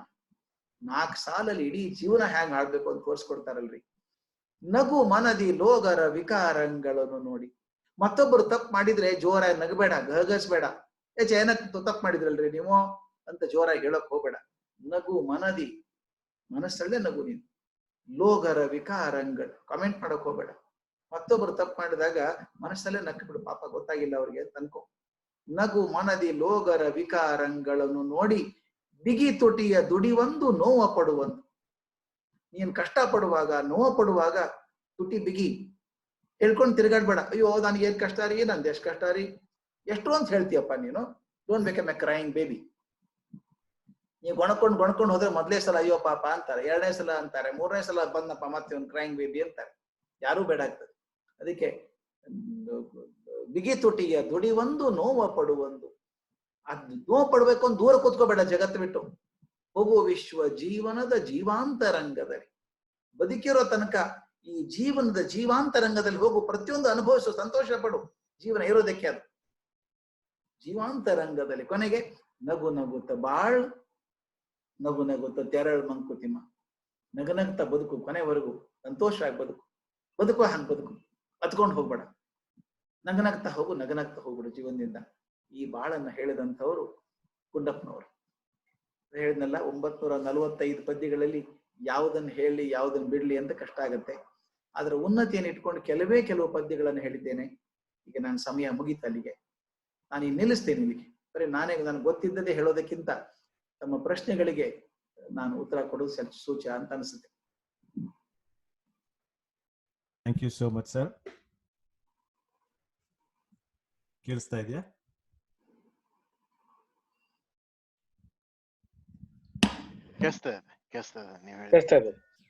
Sir thank you so much. ನಿಮ್ಮ ಮಾತು ಎಷ್ಟೆಲ್ಲ ಕೇಳಿದ್ರು ಅದು ಕೇಳ್ತಾನೆ ಇರ್ಬೇಕು ಅಂತ ಅನ್ಸುತ್ತೆ. ಈಗ 1 ಗಂಟೆ ಆಗೋಯ್ತಾಗ್ಲೇ, ಹೇಗೆ ಟೈಮ್ ಹೋಯ್ತು ಅನ್ನೋದು ಗೊತ್ತಾಗ್ಲೇ ಇಲ್ಲ. ನೀವು ಕನ್ನಡ ಬಳಗಕ್ಕೆ ಹೋದ್ಸಲ ಬಂದಾಗ ಒಂದು ಮಾತು ಹೇಳಿದ್ರಿ, ಏನು ಅಂತಂದ್ರೆ ಈ ಸೈಂಟಿಸ್ಟು ಆಮೇಲೆ ಫಿಲಾಸಫರು ಇಬ್ರು ಬೆನ್ ಮಾಡ್ಕೊಂಡು they start walking in the opposite directions ಅಂತ. Earth is round and they meet on the opposite side ಅಂತ. ಸೊ ನೀವು ಅದನ್ನ ಎಷ್ಟು ಚೆನ್ನಾಗಿ ರಿಲೇಟ್ ಮಾಡ್ತೀರಾ ಅಂತಂದ್ರೆ, ನಾವು ಎಷ್ಟೋ ಉಪನ್ಯಾಸಗಳನ್ನೆಲ್ಲ ಕೇಳಿದ್ರೆ ಈಗಿನ ದಿನಕ್ಕೆ ಅದನ್ನ ಎಷ್ಟು ರೆಲೆವೆನ್ಸ್ ಅಂತ ಗೊತ್ತಾಗೋದಿಲ್ಲ. ಅದೊಂಥರ ಆಗಿನ ಕಾಲದಲ್ಲಿ ಆಗಿದ್ದು ಅಂತೆಲ್ಲ ಎಷ್ಟೋ ಸಲ ಅನ್ಸುತ್ತೆ. ಆದ್ರೆ ನೀವು ಇಷ್ಟೊಂದು ಚೆನ್ನಾಗಿ ಯು ಕ್ಯಾನ್ ರಿಲೇಟ್ ದಿ ಅಧ್ಯಾತ್ಮ ಅಂಡ್ ಅದ್ವೈತ ಟು ದಿ ಪ್ರೆಸೆಂಟ್ ಡೇ ಅಂತ ಹೇಳಿದ್ರೆ, so it's really an honour to listen to you sir. Sir ಈಗ ಕ್ವಶನ್ಸ್ ತಗೊಳ್ಳೋಣವಾ? ಈಗ ರವಿ ವೆಂಕಟೇಶ್ ಅವರು ಕ್ವಶನ್ ಕೇಳಬೇಕು ಅಂತಿದ್ದಾರೆ. ರವಿ ಪ್ಲೀಸ್. ವಿಡಿಯೋ ಬರ್ತಾ ಇಲ್ಲ. ವಿಡಿಯೋ ರವಿ ನೀವು ಆಕ್ಟಿವೇಟ್ ಮಾಡಿ. ನೀವು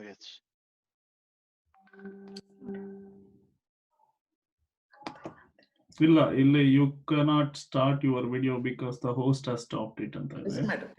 ಓಕೆ, ಓಕೆ. ನಮಸ್ಕಾರ ಗುರುಗಳೇ, ನಾನು ರವಿ ವೆಂಕಟೇಶ್ ಅಂತ. ನನ್ನ ಜೊತೆ ನನ್ನ ಮಡದಿ ವೀಣಾ ಇದ್ದಾರೆ. ನಿಮ್ ಸುಮಾರು ವಿಡಿಯೋಗಳನ್ನ ನಾನು ನೋಡಿದ್ದೀನಿ. ಒಂದು ದಿನ ಅವಕಾಶ ಸಿಗುತ್ತೆ ನಿಮ್ ಜೊತೆ ಮಾತಾಡೋದಕ್ಕೆ ಅಂತ ಕಾಯ್ತಾ ಇದ್ದೆ. ಅದು ಅವಕಾಶ ಇಷ್ಟು ಬೇಗ ಬರುತ್ತೆ ಅಂತ ನಾನು ಅನ್ಕೊಂಡಿರ್ಲಿಲ್ಲ. ಇದು ನನ್ನ ಪುಣ್ಯ ಅಂತಾನೆ ಹೇಳ್ಬೇಕು. ಈ ಅವಕಾಶ ಕಲ್ಪಿಸಿಕೊಟ್ಟ KBUK ಎಲ್ಲಾ ಪದಾಧಿಕಾರಿಗಳಿಗೂ ನಾನು ಆಭಾರಿಯಾಗಿರ್ತೇನೆ. ಗುರುಗಳೇ, ನಾನು ಕೂಡ ಕಗ್ಗದ ಸಾಲುಗಳನ್ನ ಫಾಲೋ ಮಾಡ್ಕೊಂಡ್ ಬಂದಿದ್ದೀನಿ ಜೀವನದಲ್ಲಿ. ಒಂದು ಸಾಧನೆಯ ಜೀವನ ನಡೆಸಬೇಕು ಅನ್ನೋ ದಾರಿಲಿ ನಡೀತಾ ಇದ್ದೀನಿ. ಆ ದಿಕ್ಕಿನಲ್ಲಿ ನೀವ್ ಹೇಳ್ದಂಗೆ ನಾನು ಒಂದು ಶಿಕ್ಷಣ ಸಂಸ್ಥೆ ಬೆಂಗಳೂರಲ್ಲಿ ನಡೆಸ್ತಾ ಇದ್ದೀನಿ.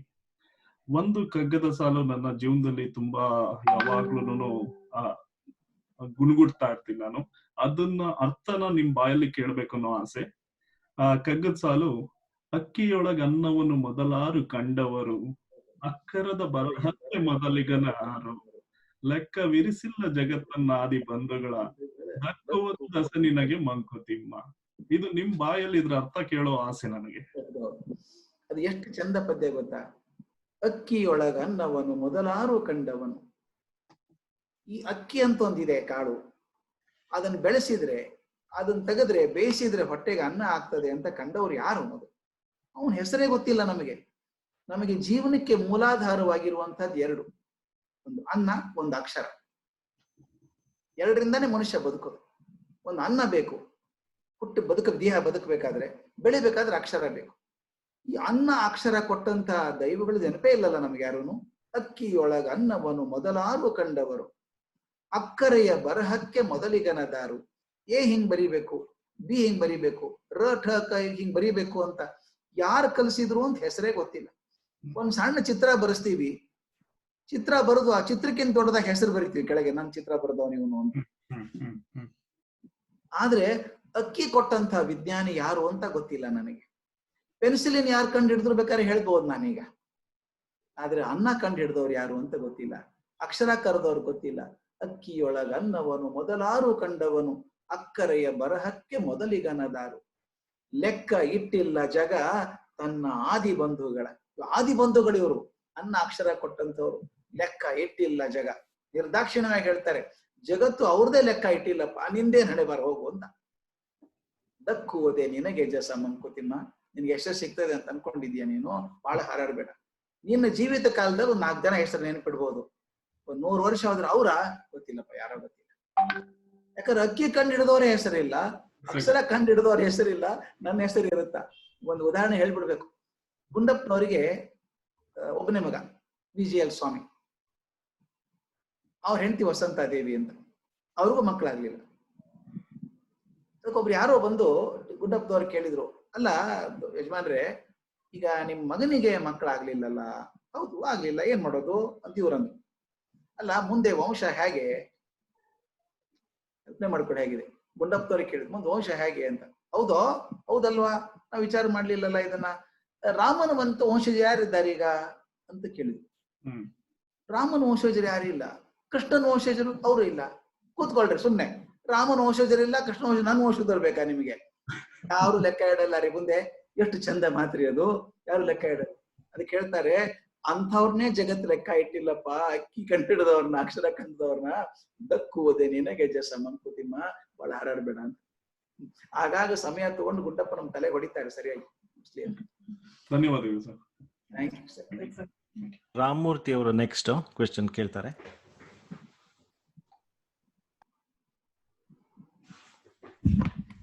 ರಾಮಮೂರ್ತಿ ಅವರು ಇದ್ದಾರಾ? ಕೇಳಿಸ್ತಾ ಇದೆಯಾ? ಹಾ, ಆಡಿಯೋ ಇದೆ. ನೀವು ಸ್ವಲ್ಪ ವರ್ಷಗಳ ಹಿಂದೆ ಆಕಾಶವಾಣಿನಲ್ಲಿ ಮದರ್ ತೆರೇಸಾ ಮೇಲೆ ಮಾತಾಡಿದ್ರಿ. ನೀವು ಒಂದು 5-6 ದಿವಸ ಅವ್ರ ಜೊತೆಲಿ ಇದ್ದಿದ್ದು, ಅದ್ರ ಬಗ್ಗೆ ಸೂಕ್ಷ್ಮವಾಗಿ ಹೇಳ್ತೀರಾ? ಅಲ್ಲ, ನನಗೆ ಅದು ಅಕಸ್ಮಾತ್ ಆಗಿ ಆದದ್ದು. ಅಂದ್ರೆ ನಾನು ಕಲ್ಕತ್ತಾದಲ್ಲಿ 71ನೇ ಇಸ್ವಿಗೆ 1970 ಅಲ್ಲಿ ಹೋದಾಗ ಒಂದು ನಕ್ಸಲೈಟ್ ಮೂವ್ಮೆಂಟ್ ಜಾಸ್ತಿ ಇತ್ತು. ಹಾಸ್ಟೆಲ್ ಅಲ್ಲಿ ಇರಬೇಡಿ ಅಂದ್ರು. ನಾನೇನ್ ಮಾಡೋದು, ಹಾಸ್ಟೆಲ್ ಇರೋದು ಯಾಕೆ ಅಂತ ಹೇಳಿ ಅಲ್ಲಿ ಹತ್ತಿರ ನಿರ್ಮಲ್ ಹೃದಯ ಅಂತ ಅವ್ರ ಮನೆ, missionaries of charities Mother Teresa ಇರುವಂತದ್ದು. ಅಲ್ಲಿ ಹೋದೆ. 3 ದಿವಸ ಇರ್ಬೇಕು ಅಂತ ಹೇಳಿ. ಇದ್ದಾಗ ಒಂದು ಘಟನೆ ಆಗಿತ್ತು. ಆ ಘಟನೆ ಬಗ್ಗೆ ಬರೆದಿದ್ದೆ, ತುಂಬಾ ಪ್ರಸಿದ್ಧ ಆಗ್ಬಿಡ್ತು. ಅದ್ರಲ್ಲಿ ಮುಖ್ಯವಾಗಿ ನಾನು ಸಮರಿ ಹೇಳೋದಂದ್ರೆ, ಆ ತಾಯಿ ನನಗೆ ಕಲಿಸಿದ್ದು ಡಿಗ್ನಿಟಿ ಇನ್ ಡೆತ್ ಅನ್ನೋದ್ರ ಬಗ್ಗೆ ಕಲಿಸಿದ್ದು. ಆಕೆ ಹೇಳಿದ್ರು, ನನಗೆ ಆ ಮುದುಕಿ ಪಾಪ ಕರ್ಕೊಂಡ್ ಬಂದಿದ್ರು, ಟ್ರೈ ಮಾಡಿದ್ರು, ಬದುಕಲಿಲ್ಲ, ಮುದುಕಿ ತೀರ್ಕೊಂಡ್ರು. ಅದು ನಾನು ಹೋಗಿ ಎಲ್ಲ ಕ್ರಿಯೆಗಳನ್ನ ಮಾಡ್ಬೇಕಾಯ್ತ. ಮುದುಕಿ ಮಾಡಿ ಬಂದ ಮೇಲೆ ತಲೆ ಹಿಡ್ಕೊಂಡು ಕೂತ್ಕೊಂಡಾಗ, ಯಾಕೆ ಆರ್ ಯು ಫೀಲಿಂಗ್ ಬ್ಯಾಡ್ ಅಂದ್ರು. ಇದು ಬ್ಯಾಡ್ because of 2 reasons ma'am. One is the lady did not survive. All your efforts failed ಅಂದೆ. ನೋ ನಥಿಂಗ್ ಫೇಲ್ಡ್ ಅಂದ್ಬಿಟ್ಟು ನನಗೆ ಹೇಳಿದ್ರು, I wanted the lady to have dignity in death. ಅಲ್ಲಿವರೆಗೂ ನಾನು ಬದುಕಿನಲ್ಲಿ ಘನತೆ ಅಂತ ಮಾತು ಕೇಳಿದ್ನೆ ಹೊರತಾಗಿ ಸಾವಿನಲ್ಲಿ ಘನತೆ ಅಂತ ಕೇಳೇ ಇರಲಿಲ್ಲ. ಸಾವಿನಲ್ಲಿ ಏನ್ರಿ ಘನತೆ ಇರೋದು? ಆಕೆ ಹೇಳಿದ ಮಾತು ಒಂದೇ ಸಮರಿ ಹೇಳ್ಬಿಡ್ತೀನಿ ಸರ್. ಇನ್ನು I still feel our fingers on my chest. ನಾನು ಎದೆ ಮಟ್ಟು ಹೇಳಿದ್ದು, son, the little heart inside you is the temple of God. ಹೃದಯ ಇದೆಯಲ್ಲ, ಅದು ದೇವಸ್ಥಾನ ಇದ್ದಂಗೆ. You should always be clean. ನಿನ್ನೆ ನೋಡಿದೆಯಲ್ಲ, ಮುದುಕಿ ಬಂದಾಗ ತನ್ನ ಮಗನ್ನೇ ಬೈತಾ ಇದ್ಲು, ತನ್ನ ಮಗನಿಗೆ ಶಾಪ ಹಾಕ್ತಿದ್ಲು. Our heart was full of jealousy, anger, frustration, and temple was dirty. ರಾತ್ರಿ ಮಲ್ಕೊಳ್ಳೋ ಹೊತ್ತಿಗೆ ಮನಸ್ಸು ಶುದ್ಧ ಆಗಿತ್ತು. ನನ್ನ ಮಗ ಒಳ್ಳೆಯವನು ಬರ್ತಾನೆ ಅಂತ ಆಶಾವಾದ ಇತ್ತು. ಹೇಳ್ತಾರೆ ಡಿಗ್ನಿಟಿ ಇನ್ ಡೆತ್ ಅಂದ್ರೆ ಏನು ಅಂದ್ರೆ, if you can keep the temple of heart clean in the last minute of your life, they can go up into the heavens, look into the eyes of God and tell him, God, I have come back as clean as you send me to earth as a child. ಮಗುವಾಗಿ ಭೂಮಿ ಕಳಿಸಿದಾಗ ಎಷ್ಟು ಶುದ್ಧತೆಯನ್ನು ಕಳಿಸಿದ್ದೆಲ್ಲ ಹೃದಯ, ಅದನ್ನ ಹಾಗೆ ಇಟ್ಕೊಂಡು ಬಂದಿದ್ದೇನೆ ಅನ್ನೋದಾದ್ರೆ that is dignity in death. ಹೇಳಿದ ತಾಯಿ ನಮಸ್ಕಾರ ಮಾಡ್ಬೇಕು ನಾನು. Wonderful learning I had from her. ಇದ್ರ ಬಗ್ಗೆ ನೀವು ಮಾತಾಡಿರೋದು 25-30 ನಿಮಿಷ ನಾನು ಪೂರ್ತಿ ಕೇಳಿದ್ದೀನಿ. ಬಹಳ ಚೆನ್ನಾಗಿದೆ, ಬಹಳ ಚೆನ್ನಾಗಿದೆ. ತುಂಬಾ turning points in our life sir, ಎಲ್ಲವೂ ತುಂಬಾ ಚೆನ್ನಾಗಿದೆ. Thank you. Next Desai sir ಕೇಳ್ತಾರೆ ಕ್ವಶನ್ ಸರ್. ನಮಸ್ಕಾರ. ಒಂದು ಮಾತು ಇದೇಗ ಗಿರೀಶ್ ಅವ್ರು ಹೇಳಿದ್ರಲ್ಲ, ಫಿಲಾಸಫರು ಸೈಂಟಿಸ್ಟ್ ಆಪೋಸಿಟ್ ಹೋಗ್ತಾರ ಅಂದ್ರೆ, ಅವ್ರ ಇಬ್ರು ನಿಮ್ ಒಳಗೆ ಇರೋ ಮುಂದೆ ನೀವು ಹೋದೆಲ್ಲ ಇಬ್ರು ಜೊತೆಗೆ ಹೋಗ್ತಾರೆ. ಇದೊಂದು ಪ್ರಶ್ನೆ ಕೇಳ್ಬೇಕಂತ ಅಂದ್ರೆ, ಬಹಳ ದಿವಸ ನನ್ನ ಮನಸ್ಸಿನಲ್ಲಿ, ಈಗ ಬಾಸ್ವೆಲ್ ಇಲ್ಲ ಅಂದ್ರೆ ಜಾನ್ಸನ್ ಅಷ್ಟು ಫೇಮಸ್ ಆಗ್ತಿದ್ರ ಅಂತ, ಹಂಗ ನೀವು ಗುಂಡಪ್ಪನವ್ರು ಬಾಸ್ವೆಲ್ ಅವ್ರು ಅಷ್ಟು ಮಾಡಿದಾರೆ ಅಲ್ಲ, ನೀವು ಅವ್ರನ್ನ ಬಹಳ ಹತ್ರದಿಂದ ನೋಡಿದಿರಿ, ಅವ್ರ ಜೋಡಿ ಮಾಡಿದಿರಿ. ಇಷ್ಟು ಕಗ್ಗದ ಬಗ್ಗೆ ಇಷ್ಟೆಲ್ಲ ಈಗ ಎಲ್ಲಾರು ಅದನ್ನ ಓದ್ತಾರ, ಅದ್ರ ಎಷ್ಟು ಅದ್ರ ಅರ್ಥ ತಿಳ್ಕೊತಾರೆ. ಅವ್ರು ಹೋಗೋ ಮೊದಲ ಅವ್ರಿಗೆ ಅದು ರಿಯಲೈಸ್ ಆಗಿತ್ತ, ಅದು ಎಷ್ಟು ಎಂತಹ ಮಹತ್ಕೃತಿ ಬರೆದಿದ್ದಾರ ಅಂತ ಅದನ್ನ ನಿಮ್ ಕೇಳ್ಬೇಕಂತ. ಅವ್ರಿಗೆ ಗೊತ್ತಿತ್ತು, ಚೆನ್ನಾಗಿದೆ ಅಂತ ಗೊತ್ತಿತ್ತು, ಅದು ಇಷ್ಟು ಪ್ರಸಿದ್ಧ ಆಗ್ತದೆ ಅಂತ ಅವ್ರಿಗೆ ಗೊತ್ತಿರ್ಲಿಲ್ಲ. ಅವ್ರ ಕಡೆ ನಿಜ ಹೇಳ್ಬೇಕು, ಅಯ್ಯೋ ಬಿಡಪ್ಪ ಅದನ್ನ ಯಾರಿಗೆ ಬರ್ದದ್ದು ನಾನು ಅದು ಹೇಳೋರು. ಕುವೆಂಪು ಬರೀತಾರೆ ಸರ್, ಆ ಪುಸ್ತಕ ಕಳಿಸ್ಕೊಟ್ಟಾಗ ಮೊದ್ಲು ನಕ್ ಬಿಟ್ರಂತೆ, ಏನೇನೋ ಚೌಪದಿ ಬರೆದಿದ್ದಾರೆ ಇವ್ರು ಮುದುಕರು ಅಂತ ಅನ್ಕೊಂಡ್ರಂತೆ. ಹೇಳ್ತಾರೆ ಮೊದಲು ನಕ್ ಬಿಟ್ಟೆ, ಆಮೇಲೆ ಓದ್ತಾ ಪುಸ್ತಕವನ್ನು ಮಸ್ತಕಕ್ಕಿಟ್ಟೆ ಅಂತ ಹೇಳ್ತಾರೆ. ಮೊದಲು ನೋಡಿದ ನಗೆ ಬಂದ್ಬಿಡ್ತು, ಇದೇನು 4 ಸಾಲಿನ ಚೌಪದಿ ಬರೆದಿದ್ದಾರೆ, ಮಹಾಕಾವ್ಯ ಬರೆದವ್ರ ಮುಂದೆ ಚೌಪದಿ ಬರೆಯೋದು ದೊಡ್ಡದ, ಏನ್ ಬರ್ದಿದ್ದಾರೆ ಗುಂಡಪ್ಪ ನೋಡಿದ್ರಂತೆ, ನಕ್ ಬಿಟ್ರಂತೆ. ಮೊದಲು ಹೇಳ್ತಾರೆ ಓದುತ್ತಾ ಪುಸ್ತಕವನ್ನು ಮಸ್ತಕಕ್ಕಿಟ್ಟೆ ಅಂತ. ಆದ್ರೆ DVGಗೆ ಅದು ಪುಸ್ತಕ ಚೆನ್ನಾಗಿದೆ ಅಂತ ಗೊತ್ತಿತ್ತು, ಆದ್ರೆ ಇಷ್ಟು ಪ್ರಸಿದ್ಧ ಆಗ್ತದೆ ಅಂತ ಅವ್ರಿಗೆ ಅನ್ಸಿರ್ಲಿಕ್ಕಿಲ್ಲ. ಖಂಡಿತ ಆಯ್ತು. ನಾವ್ ಎಷ್ಟೋ ಸಲ ತಮಾಷೆ ಮಾಡಿ ಕೇಳ್ಬೇಕು, ನಿಮ್ ಅತ್ಯಂತ ಪ್ರಿಯವಾದ ಪದ್ಯ ಯಾವ್ದು ಇದ್ರೊಳಗೆ ಅಂತ. ಸುಮ್ನಿರ್ರಿ, 10 ಮಕ್ಳೊಳಗೆ ಯಾವ ಪ್ರೀತಿ ಅಂದ್ರೆ ಏನ್ ಹೇಳೋದು, ಎಲ್ಲಾ ಪ್ರೀತಿನೇ ಅಂದ್ಬಿಡೋದು. ಆದ್ರೆ ಅವ್ರ ಬಾಯಿಗೆ ಜಾಸ್ತಿ ಬರೋದು ಇವೆರಡೇ ಪದ್ಯ. ನಗು ಮನದಿ ಲೋಗರ ವಿಕಾರಗಳನ್ನು ನೋಡಿ, ಇದೊಂದು ಬರೋದು, ಘನತತ್ವ ಒಂದಕ್ಕೆ ದಿನರಾತ್ರಿ ಮನಸ್ಸು. ಆ ಮನುಷ್ಯ ಬಹಳ ದೊಡ್ಡ ಜೀವ ಸರ್. ಆ ಉಪನಿಷತ್ತಲ್ಲಿ ಓದಿದ್ದನ್ನು ಇಷ್ಟ ಆಗ್ಬಿಟ್ರೆ ಅದನ್ನ ತಕ್ಷಣ ಬಂದ್ಬಿಡ್ಬೇಕದು, ಅದ್ ಪದ್ಯ ಯಾವ್ದೋ ರೂಪದಲ್ಲಿ ಬಂದ್ಬಿಡ್ಬೇಕು. ಆದ್ರೆ ಅವ್ರಿದ್ದಾಗ ಅಷ್ಟು ಖ್ಯಾತಿ ಬರ್ಲಿಲ್ಲ. ಅದು ಇತ್ತು, ಜನಕ್ಕೆ ಗೊತ್ತಿತ್ತು, ಸಾಕಷ್ಟು ಪ್ರಚಾರ ಆಗಿತ್ತು. 43ನೇ ಇಸ್ವಿಗೆ ಪ್ರಕಟ ಆದದ್ದು ಸರ್ ಮಂಕುತಿಮ್ಮನ ಕಗ್ಗ. ಅವ್ರು ತೀರ್ಕೊಂಡದ್ದು 75ಕ್ಕೆ. ನಿಜವಾಗ್ಲೂ ಪ್ರಚಾರ ಆದದ್ದು 80ರ ನಂತರನೇ ಜಾಸ್ತಿ ಬರೋಕ್ ಶುರು ಆಯ್ತು. ಮುಖ್ಯವಾಗಿ ಮಾಡಿದವ್ರು, ದೊಡ್ಡ ಕೆಲಸ ಮಾಡಿದವರು ಅಂದ್ರೆ ನಮ್ಮ ಚಿನ್ಮಯ ಮಿಷನ್ ನಮ್ಮ ಇವರು ಬ್ರಹ್ಮಾನಂದಜಿ ಅದ್ಭುತ ಕೆಲಸ ಮಾಡಿದ್ರು. ಫಸ್ಟ್ ಅವ್ರು ಹಾಡಿದವ್ರು ಅವರೇನೆ, ಹಾಡಿ ಕ್ಯಾಸೆಟ್ ಮಾಡಿದ್ರು. ಅದರಿಂದ ಎಷ್ಟೋ ಜನರ ಬಾಯಿಗೆ ಬರೋಕ್ ಶುರು ಆಯ್ತು. ಅವರಿಗೆ ದೊಡ್ಡ ಸೂರ್ಯಗೆ ಒಂದು ದೀಪ ಹಿಡ್ಕೊಂಡು ನಿಂತಿದ್ವಿ ನಾವು ಕೈಯಲ್ಲಿ ಅಷ್ಟೇ. ಅವ್ರಿಗೆ ನಿಮಗ ಸಾಷ್ಟಾಂಗ ನಮಸ್ಕಾರಗಳು. ಹೇಳ್ತಾನೆ ಇರ್ರಿ, ನಾವು ಕೇಳ್ತಾನೆ ಇರ್ತೀವಿ. ವಿಜಯ ನರಸಿಂಹ ನೆಕ್ಸ್ಟ್ ಸರ್. ಸರ್ ನಮಸ್ಕಾರ. ನಮಸ್ತೆ ಸರ್. ಸರ್ ನಾನು ಕಗ್ಗದ ಮಂಕುತಿಮ್ಮನ ಕಗ್ಗ ಪುಸ್ತಕವನ್ನ ಓದಿ ತಕ್ಕ ಮಟ್ಟಿಗೆ ತಾತ್ಪರ್ಯವನ್ನ ಹೇಳುವಂತ ಅಥವಾ ಬರ್ಕೊಳ್ಳುವಂತ ಪ್ರಯತ್ನವನ್ನು ಮಾಡ್ತಾ ಇದ್ದೇನೆ. ಅವಾಗ ನನಗೆ ಒಂದು ಪ್ರಶ್ನೆ ಮೂಡಿತ್ತು, ನಿಮಗೆ ಒಂದು ಸಂದೇಶ ಕೂಡ ಕಳಿಸಿದ್ದೆ ಒಂದು ತಿಂಗಳಿಂದ ಅನ್ಸುತ್ತೆ. ಈ ಕಗ್ಗದ ಕಥೆ ಏನಿದೆಯಲ್ಲ, ಈ ಪ್ರಾಸ್ತಾವಿಕ ಕಥೆಯಲ್ಲಿ ಅದು ಆ ಪಾತ್ರಗಳೇನಿದೆಯಲ್ಲ, ತಿಮ್ಮಗುರು ಮತ್ತು ಅವನ ತಂಗಿಯ ಮಗ, ಅದು ಕಾಲ್ಪನಿಕ ಕಥೆಯೋ ಅಥವಾ ಅವರ ಜೀವನಕ್ಕೆ ಹೊಂದಿಕೊಂಡಂತ ಯಾವುದೋ ಒಂದು ಪಾತ್ರಗಳನ್ನ ಮುಂದಿಟ್ಟುಕೊಂಡು ಈ ಪ್ರಾಸ್ತಾವಿಕ ಕಥೆಯನ್ನು ಹೇಳಿದ್ದಾರೋ, ಅದು ಗೊತ್ತಿಲ್ಲ ಸರ್. ತಾವು ತಮ್ಗೇನಾದ್ರು ಗೊತ್ತಿದ್ರೆ ಬೆಳಕು ಚೆಲ್ಬೋದು. ಹೌದು, ಅದು ಅವ್ರ ಸೋದರ ಮಾವ ಇದ್ರು. ಅವ್ರ ಸೋದರ ಮಾವ ತುಂಬಾ ಪ್ರೀತಿಯಿಂದ ಬೆಳೆಸಿದವ್ರು ಗುಂಡಪ್ಪನವ್ರನ್ನ. ಅವ್ರ ಮಾವ ಅಂತ ಕರಿತಿದ್ರು. ಬಹಳ ಪ್ರೀತಿಯಿಂದ ಬೆಳೆಸಿದ್ರು ಇವ್ರನ್ನ. ಇವ್ರ ಅಪ್ಪ ಬಹಳ ಕೋಪಿಷ್ಟ. DVG ಅಪ್ಪ ಬಹಳ ಹೊಡಿತಿದ್ರು ಅಂತ, ಪಾರಪ್ಪ ಹೊಡಿತಿದ್ರು, ತಪ್ಪಾದ್ರೆ ಹೊಡಿತಿದ್ರಂತೆ. ಮಗ್ಗೆ ಓದು ಅನ್ಬೇಕು ಅವರು. ಇವ್ರು ಮಗ್ಗಿ ಬರಲ್ಲ, ಸ್ವಲ್ಪ ಲೇಜಿತನ, ತಿನ್ಬೇಕು ಅಂತ ಆಸೆ ಜಾಸ್ತಿ. ಅದಕ್ಕೆ ಅವ್ರ ಸೋದರ ಮಾವ ಇವ್ನ ಕರ್ಕೊಂಡು ಹೋಗಿ ಒಂದು ಕೋಣೆಯಲ್ಲಿ ಮೂಲೆಯಲ್ಲಿ ಕುಡ್ಸ್ಕೊಂಡ್ಬಿಟ್ಟು ಅವ್ರು ಹೆಂಗ್ ಮಾಡ್ತಿದ್ರು ಅಂದ್ರೆ, ಅಪ್ಪನಿಗೆ ಗೊತ್ತಾಗ್ಬೇಕು ಹುಡುಗ ಓದ್ತಾನೆ ಅಂತ ಗೊತ್ತಾಗ್ಬೇಕು, ಹೊಡ್ತಾ ಬಿಡಬಾರ್ದು ಅಂತ ಹೇಳಿ ಹೇಳೋರಂತೆ. 8 ಆರ್ಲೆ ಎಷ್ಟೋ ಅಂತ ಜೋರಾಗಿ ಕೇಳೋದು, ಅದು ಹೊರಗೆ ಅಪ್ಪನಿಗೆ ಕೇಳಿಸೋ ಹಾಗೆ. ಬಿಸ್ಮಾತಿನ ಕಿವಿಯಲ್ಲಿ 48 ಅಂತ ಇವ್ರೇ ಹೇಳ್ಬಿಡೋದು. ಈ ಹುಡುಗ ಜೋರಾಗಿ 48 ಅನ್ಬೇಕು. ಭಲೆ ತಗೋ, ಕೋಡ್ಬಳೆ ತಗೋ ಅಂತ ಕೊಡ್ಬೇಕು. ಇದು ಸ್ವಲ್ಪ ದಿವಸ ನಡೀತಂತೆ. ಒಂದ್ಸಲ ಅಪ್ಪನಿಗೆ ಗೊತ್ತಾಯ್ತು ನಾಟಕ ಮಾಡ್ತಾರ ಮಾವಾಳಿಯ ಇಬ್ರು ಅಂತ ಹೇಳಿ, ಚೆನ್ನಾಗಿ ಹೊಡ್ತಾ ಬಿತ್ತು ನಂದು. ಅದರ ಮಾವನನ್ನು ರಕ್ಷಣೆ ಮಾಡ್ತಿದ್ರು ಅಂತ. ಆದ್ರೆ ಮಾವೊಂದು ಆ ಕಲ್ಪನೆ ಇರಬಹುದು, ಆ ಮಾವನೇ ತಿಮ್ಮ ಗುರು ಅಂತ ತಗೊಂಡಿರ್ಬೋದು. ಆದ್ರೆ ಜೀವನದ ಅಷ್ಟು ದೊಡ್ಡ ಪಾತ್ರವನ್ನು ವಹಿಸಿದ್ರು ಮಾವ ಅಂತ ಅನಿಸ್ತಿಲ್ಲ ನನಗೆ. ಆದ್ರೆ ಆ ಪಾತ್ರವನ್ನು ಮಾದರಿಯಾಗಿ ಇಟ್ಕೊಂಡು ತಮ್ಮ ಕಂಡಂತ ಆದರ್ಶಗಳನ್ನೆಲ್ಲ ಹಾಕಿ ಈ ಸೋಮೆಯ ಕಥೆಯೊಳಗೆ ಬರ್ತಿದ್ದಾರೆ ಅಂತ thank you sir. Prasad next. ನಮಸ್ಕಾರ ಅವರೇ. ನನಗೆ ಈ ಡಿಸ್ಕಷನ್ ಸಡನ್ ಆಗಿ ಒಂದು ಡಿಜಾವಸ್ ಜ್ಞಾಪಕ ಬಂದಿದೆ. ಲಾಸ್ಟ್ ಟೈಮ್ ನೀವು ಬಂದಾಗ ತುಂಬಾ ಚೆನ್ನಾಗಿ ಕಗ್ಗದ ಬಗ್ಗೆ ಬಹಳ ಒಳ್ಳೆ ಕಾರ್ಯಕ್ರಮ ಅರೇಂಜ್ ಮಾಡಿದ್ರಿ. ಇದೇ ವಿಜಯ ನರಸಿಂಹ ಅವರು, ದೇಸಾಯಿ ಅವರು, ನಾವೆಲ್ಲ ಅವಾಗಿದ್ವಿ. ಅದೆಲ್ಲ ಜ್ಞಾಪಕ ಬರ್ತಾ ಇದೆ. ಇವತ್ತು ಈಗ ಮೂಲತಃ ಇವತ್ತಿಂದು ಡಿಸ್ಕಷನ್ ಉನ್ನತಿ ಬಗ್ಗೆ ಅಲ್ವೇ? ಮನುಷ್ಯನ ಉನ್ನತಿ. ಈಗ ಉನ್ನತಿ ಅನ್ನೋದು it's A very relative term. ಒಬ್ಬೊಬ್ಬರಿಗೆ ಒಂದೊಂದು ಉನ್ನತಿ. ನಿಮ್ಮಂತ ಸಾಹಿತಿಗಳಿಗೆ, ಕವಿಗಳಿಗೆ ಜ್ಞಾನಾರ್ಜನೆ ಉನ್ನತಿ. ಒಬ್ಬ ಸನ್ಯಾಸಿಗೆ ಆಧ್ಯಾತ್ಮದ ಒಂದು ಇದನ್ನ ಕಂಡ್ಕೊಳ್ಳೋದೆ ಉನ್ನತಿ. ಒಬ್ಬ ನೀವು ಮೇರಿ ಕ್ಯೂರಿ ಬಗ್ಗೆ ಹೇಳಿದ್ರಿ, ವಿಜ್ಞಾನಿಗೆ ಉನ್ನತಿ, ಅವ್ರದ್ದು ಒಂದು ಅವ್ರ ಕಂಡುಹಿಡಿಯೋ ತನಕ ಅದು ಉನ್ನತಿ.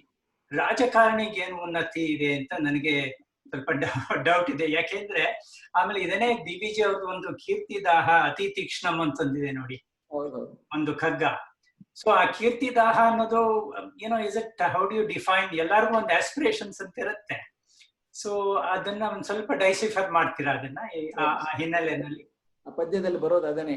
ಅನ್ನದಾತುರಕ್ಕಿಂತ ಚಿನ್ನದಾತುರ ತೀಕ್ಷ್ಣ, ಚಿನ್ನದಾತುರಕ್ಕಿಂತ ಹೆಣ್ಣು ಗಂಡೊಲವು, ಮನ್ನಣೆಯ ದಾಹವು ಎಲ್ಲಕಂ ತೀಕ್ಷ್ಣತಮ, ತಿನ್ನುವುದು ಆತ್ಮವನೇ ಮಂಕುತಿಮ್ಮ ಅಂತ.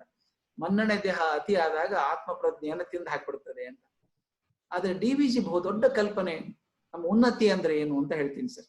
ನಾವೆಲ್ಲರೂ ದೊಡ್ಡವರು ಆಗ್ಲಿಕ್ಕೆ ಸಾಧ್ಯ ಇಲ್ಲ, ಎಲ್ರು ಗಾಂಧಿ ಆಗ್ಲಿಕ್ಕೆ ಸಾಧ್ಯ ಇಲ್ಲ, ಎಲ್ರು ದೊಡ್ಡವರು ಆಗ್ಲಿಕ್ಕೆ ಸಾಧ್ಯ ಇಲ್ಲ. ಅವ್ರು ಹೇಳೋದು ಜೀವನದಲ್ಲಿ ಬಹುದೊಡ್ಡ ಉನ್ನತಿ ಅಂದ್ರೆ ನಿಮ್ಮ ಜೀವನದಲ್ಲಿ ಆನಂದ ಕಂಡುಕೊಂಡಿದ್ದೀರಾ ಅಂತ.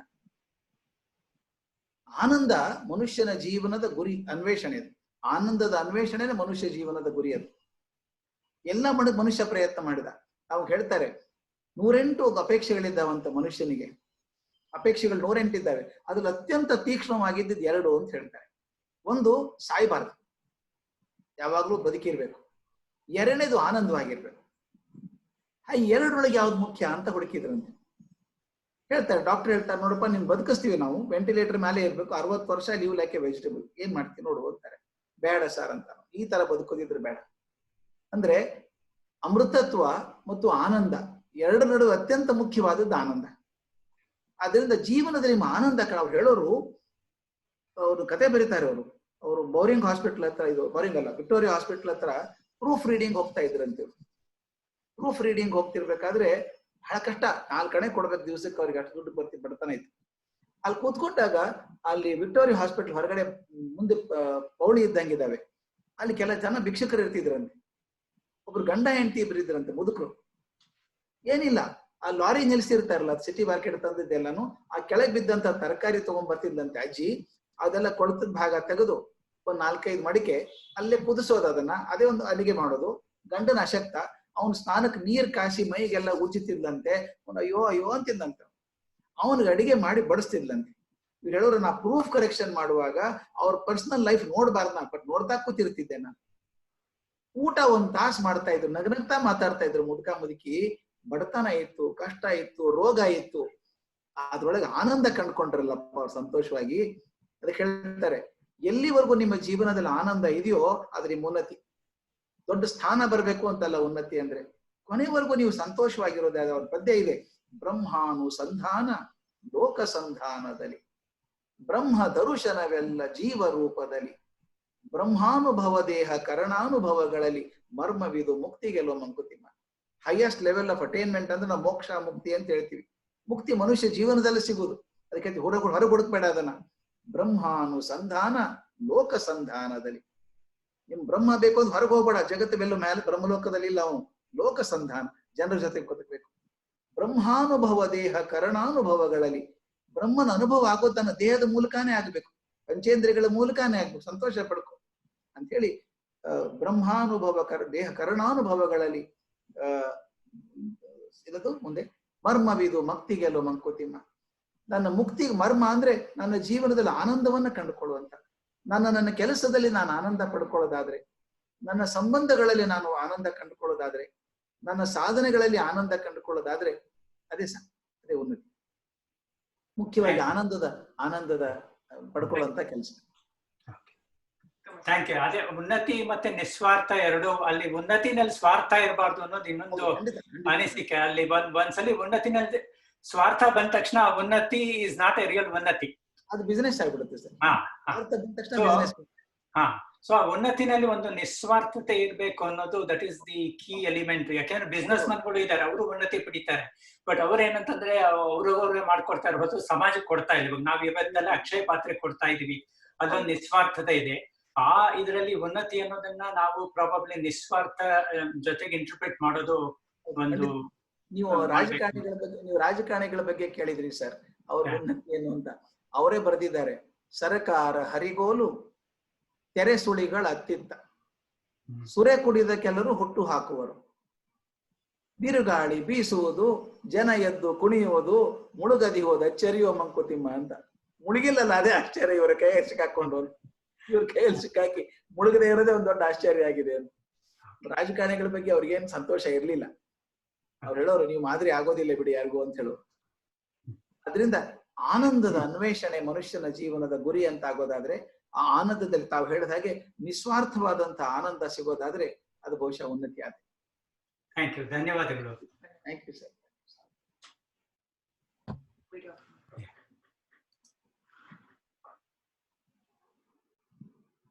ಸುಮನಾ ನಾರಾಯಣ್ ನೆಕ್ಸ್ಟ್.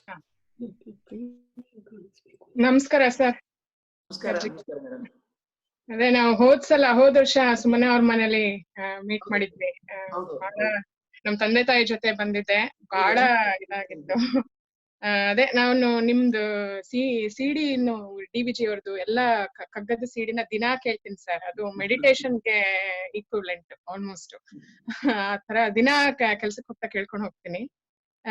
ಅದೇ ನೀವು ಬ್ರಹ್ಮಾನಂದಜಿ ಅವ್ರದ್ದು ಬಗ್ಗೆ ಹೇಳಿದ್ರಿ. ನಾನು ಬಾಲ್ ಭವನ್ ಅಂತ ಮಾಡೋರು ಚಿನ್ಮಯ ಮಿಷನ್ ಅಲ್ಲಿ. ಸೊ ಅವ್ರು ಬಾಲ್ ಭವನ್ ಇಂದ ಬೆಳೆದಿರೋದು. ನಾನು 8-10 ವರ್ಷದಿಂದ ಬಾಲ್ ಭವನ್ಗೆ ಹೋಗಿ ಬರ್ತಾ ಇದ್ದೆ. ಸೊ ಅಲ್ಲಿ ಅವ್ರ ಕಗ್ಗದ ಒಂದೊಂದು ಕ್ಲಾಸ್ ಅಲ್ಲಿ ಒಂದೊಂದು ಕಗ್ಗದ 2-4 ಲೈನ್ ಹಾಡ್ಸೋರು ನಮ್ ಕೈಯಲ್ಲಿ. ಅವಾಗ ಅಷ್ಟು ಅರ್ಥ ಆಗಿರ್ಲಿಲ್ಲ ಸರ್. ಇವಾಗ ನಿಮ್ದು ಪ್ರವಚನಗಳು ಮತ್ತೆ ನಿಮ್ ಸಿಡಿನ ಕೇಳನೆ ಪೂರ್ತಿ ಅರ್ಥ ಆಗಿರೋದು. ಅದೇ ದಯವಿಟ್ಟು ತುಂಬಾ ಥ್ಯಾಂಕ್ಸ್ ಇವತ್ತಿನ ಇದಕ್ಕೆ. ನನ್ನ ಪ್ರಶ್ನೆ ಶ್ರೀರಾಮನ ಬಗ್ಗೆ ಸರ್. ನನಗಿದು ಬಹಳ ಚಿಕ್ಕ ವಯಸ್ಸಿಂದ ಕಾಡ್ತಾ ಇರೋ ಪ್ರಶ್ನೆ.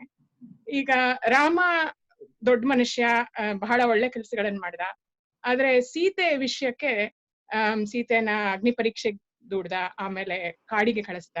ಸೊ ಅದನ್ನ ಜನರಿಗೆ ತೋರ್ಸೋದಕ್ಕೋಸ್ಕರ ಸೀತೆ ಎಷ್ಟು ಗ್ರೇಟು ಅಂತ, ಹಾಗಾಗಿ ಅಗ್ನಿ ಪರೀಕ್ಷೆ ಮಾಡ್ದ. ಅವನಿಗೆ ಮನಸ್ಸಿನಲ್ಲೇ ಗೊತ್ತಿದ್ರು ಅವಳು ಎಷ್ಟು ಪರಿಶುದ್ಧಳು ಪಕ್ವಳು ಅಂತ, ಆದ್ರೂ ಲೋಕ ಗೊತ್ತಾಗ್ಲಿ ಅಂತ ಮಾಡ್ದ ಅಂತ ಹೇಳುತ್ತಾರೆ.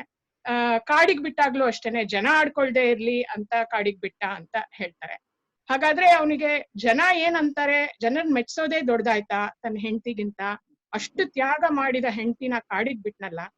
ಅವನನ್ನ ನಾವು ಮಾದರಿಯಾಗಿ ಎಕ್ಸಾಂಪಲ್ ಆಗಿ ಪೂಜೆ ಮಾಡ್ತೀವಿ, ಮಕ್ಳಿಗೂ ಹೇಳ್ತೀವಿ ರಾಮ ದೊಡ್ಡವನು ಅಂತ. ಇದು ತಪ್ಪಲ್ವಾ ಅಂತ ಒಂದ್ಸಲ ಅನ್ಸುತ್ತೆ ಸರ್. ಇದಕ್ಕೆ ಉತ್ತರ ಅವ್ರದೇ ಹೇಳ್ಬಿಡ್ತೀನಿ. ಉದಾಹರಣೆ DVG ದೇ ಹೇಳ್ಬಿಡ್ತೀನಿ, ಬಹಳ ಚೆನ್ನಾಗಿದೆ ಇದು.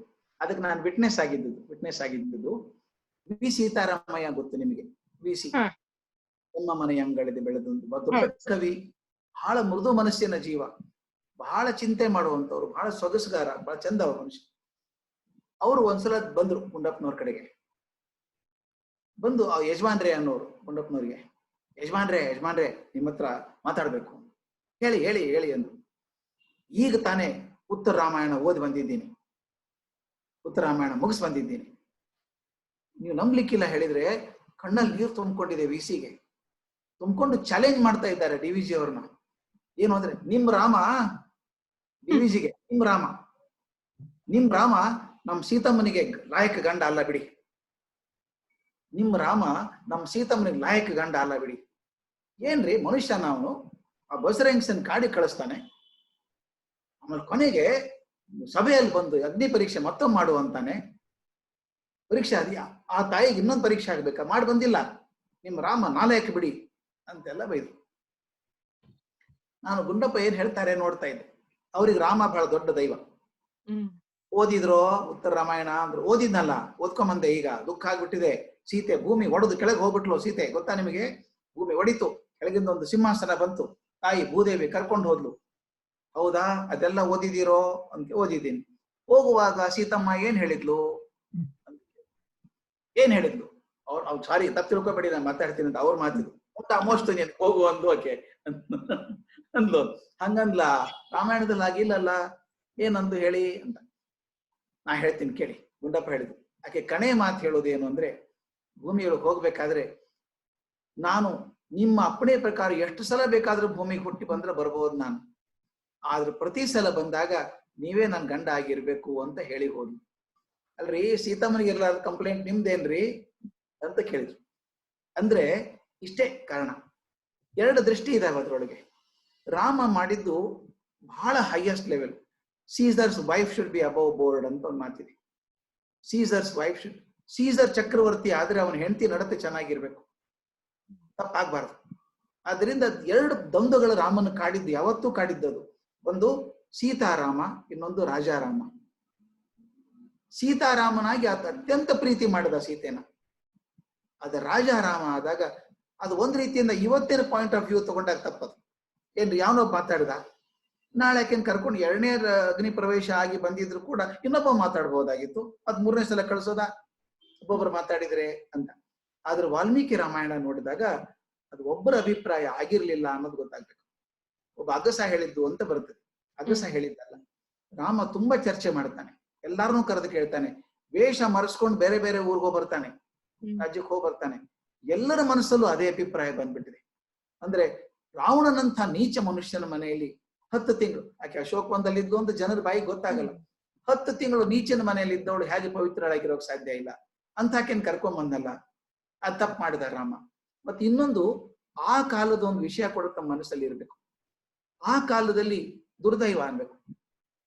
ಆ ಕಾಲದಲ್ಲಿ ಸೀತೆ ರಾಮನ ನೆರಳಾಗೆ ಬದುಕಬೇಕು. ಆಗಿನ ಕಾಲದ ಪರಿಸ್ಥಿತಿ ಆಗಿದ್ದು. ಸೀತೆ ಆದರ್ಶ ಆಗ್ಬೇಕಾದ್ರೆ ರಾಮನ ಹೆಜ್ಜೆಯಲ್ಲೇ ಹೆಜ್ಜೆ ಇಡ್ಬೇಕಾಕೆ. She cannot have a mind of our own. ಇತ್ತು, ಸೀತೆಗಿತ್ತು. ಆ ಮಾತು ಹೇಳ್ಬೇಕಾದದ್ದು ನಾನು. ಸೀತೆಗಿತ್ತು. ಎಷ್ಟೋ ಸಲ ರಾಮನಿಗೆ ಬುದ್ಧಿನೂ ಹೇಳಿದಾಳಾಕೆ, ಆದ್ರೆ ಪಬ್ಲಿಕ್ ಆಗಿ ಹೇಳೋಕ್ ಸಾಧ್ಯ ಇಲ್ಲ. ಅದರಿಂದ ಆ ಕಾಲದ ಕಾಲಮಾನಗಳು ಹೇಗಿತ್ತು ಅಂದ್ರೆ, ಗಂಡ ಹೇಳಿದ್ರೆ ಒಪ್ಕೊಂಡ್ಬಿಡ್ಬೇಕು. ಅಪ್ಪ ರಾಜ ಬೇರೆ, ಅವನು ರಾಜನ ಅಪ್ಪಣೆ ಆಗಿದೆ ಅಂತ. ರಾಜನಿಗೆ ಕಾಡಿದ್ವಂದ್ವ ಅಂದ್ರೆ, ನಾನು ಆದರ್ಶ ನಾಯಕ ಆಗ್ಬೇಕಾದ್ರೆ ಯಾರು ನನ್ನ ಕಡೆ ಬೆಟ್ ಮಾಡಬಾರ್ದು. ಈ ಊರಲ್ಲಿ ಎಲ್ಲರೂ ಮಾತಾಡ್ತಿದ್ದಾರೆ, ಒಬ್ಬರು ಅಗಸ ಮಾತಾಡಿದ್ದಲ್ಲ. ಅದರಿಂದ ಇದನ್ನ ನಾನು ಕ್ಲಿಯರ್ ಮಾಡ್ಕೋಬೇಕಾದ್ರೆ ನಾನು ಕಷ್ಟಪಟ್ಟರು ಅಡ್ಡಿ ಇಲ್ಲ, ಸೀತೆ ಹೋಗ್ಲಿ ಅಂತ ಕಳಿಸ್ಬೇಕಾಯ್ತು.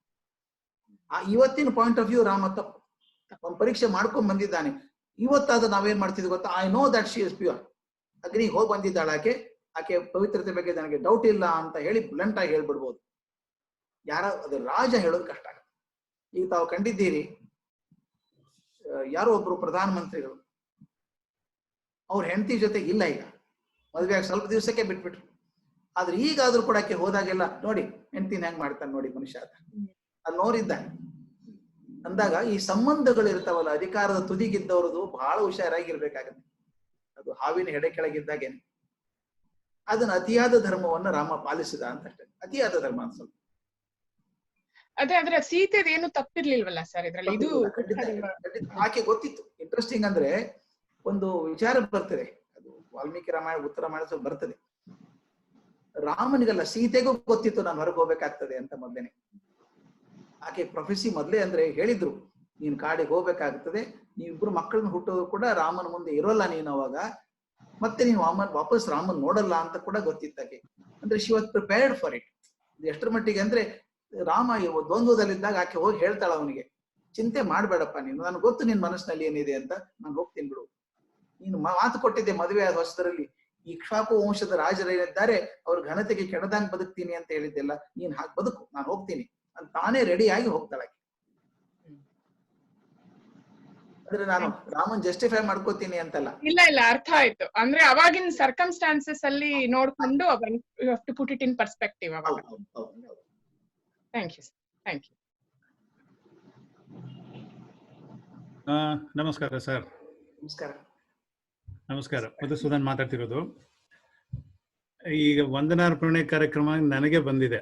ಇದನ್ನು ನನಗೆ ಮುಗಿಸಕ್ಕೆ ಇಷ್ಟ ಇಲ್ಲ, ಆದ್ರೆ ಅನಿವಾರ್ಯವಾಗಿ ನಾನು ನಿಮ್ಮನ್ನ ಬಿಟ್ಕೊಡ್ಬೇಕಾಗ್ತಾ ಇದೆ. ಯಾಕೆಂದ್ರೆ ನೀವು ಅಮೆರಿಕಾದವ್ರ ಹತ್ರ ಮಾತಾಡ್ಬೇಕಾಗಿದೆ. ಇದೇ ನೋಡ್ತಾ ಇದ್ದೆ, 1.5 ಗಂಟೆ ಹೆಂಗ್ ಹೋಗಿದೆ ಅಂತ ನಮ್ಗೆ ಯಾರಿಗೂ ಗೊತ್ತಾಗಿಲ್ಲ. ಉನ್ನತ ಸ್ಥಾನ ಹೇಗೆ ಪಡಿಬೇಕು ಅಂತ ನಿಜವಾಗ್ಲೂ ಬಹಳ ಸಂಕ್ಷಿಪ್ತವಾಗಿ ಮಂಕುತಿಮ್ಮನ ಕಗ್ಗದ ಸಾರಾಂಶವನ್ನ ಇವತ್ತು ನಮಗೆ ಹೇಳಿದಿರಾ. ಕೇಳ್ತಾ ಇದ್ರೆ ಇನ್ನೂ ಎಷ್ಟೊತ್ತು ಬೇಕಾದ್ರೂ ಕೂತ್ಕೋಬಹುದು. ಅದ್ರ ಒಳ್ಳೇದೇನಂದ್ರೆ ನಾವು ಪುನಃ ನಿಮ್ಮ ಹತ್ರ ನಾಳೆ ಬರ್ತಾ ಇದೀವಿ.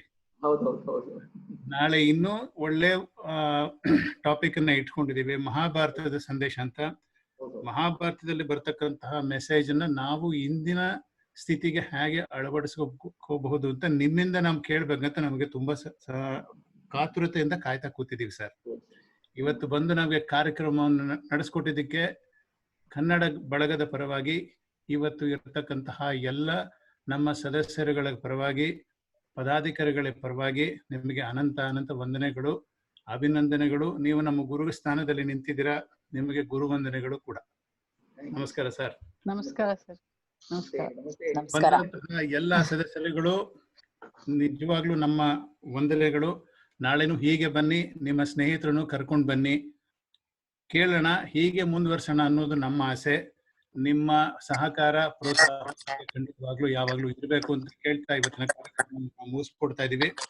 ಇದರ ವಿಡಿಯೋ ಕ್ಲಿಪ್ಪಿಂಗ್ ಅನ್ನ ರೆಕಾರ್ಡಿಂಗ್ ಕನ್ನಡ KBUK ವೆಬ್ಸೈಟ್ ಅಲ್ಲಿ ಅಪ್ಲೋಡ್ ಮಾಡ್ತೀವಿ ಸ್ವಲ್ಪ ದಿವಸಕ್ಕೆ. ಇವತ್ತು ಯಾರು ನಿಮಗೆ ಇನ್ನೊಂದ್ಸತಿ ಕೇಳ್ಬೇಕು ಅವ್ರ ಮಾತುಗಳನ್ನ ಅಂತ ಅನಿಸುತ್ತೋ, ದಯವಿಟ್ಟು ಕನ್ನಡ ಬಳಗ UK ವೆಬ್ಸೈಟ್ಗೆ ಬಂದು ಇನ್ನೊಂದ್ಸತಿ ನೋಡಿ. It is free to all the members. Please use this opportunity. Thank you, sir. Thank you, sir. Thank you, sir. Thank you, sir. ನಮಸ್ಕಾರ. Thank you. ನಮಸ್ಕಾರ ಸರ್. Thank you, sir.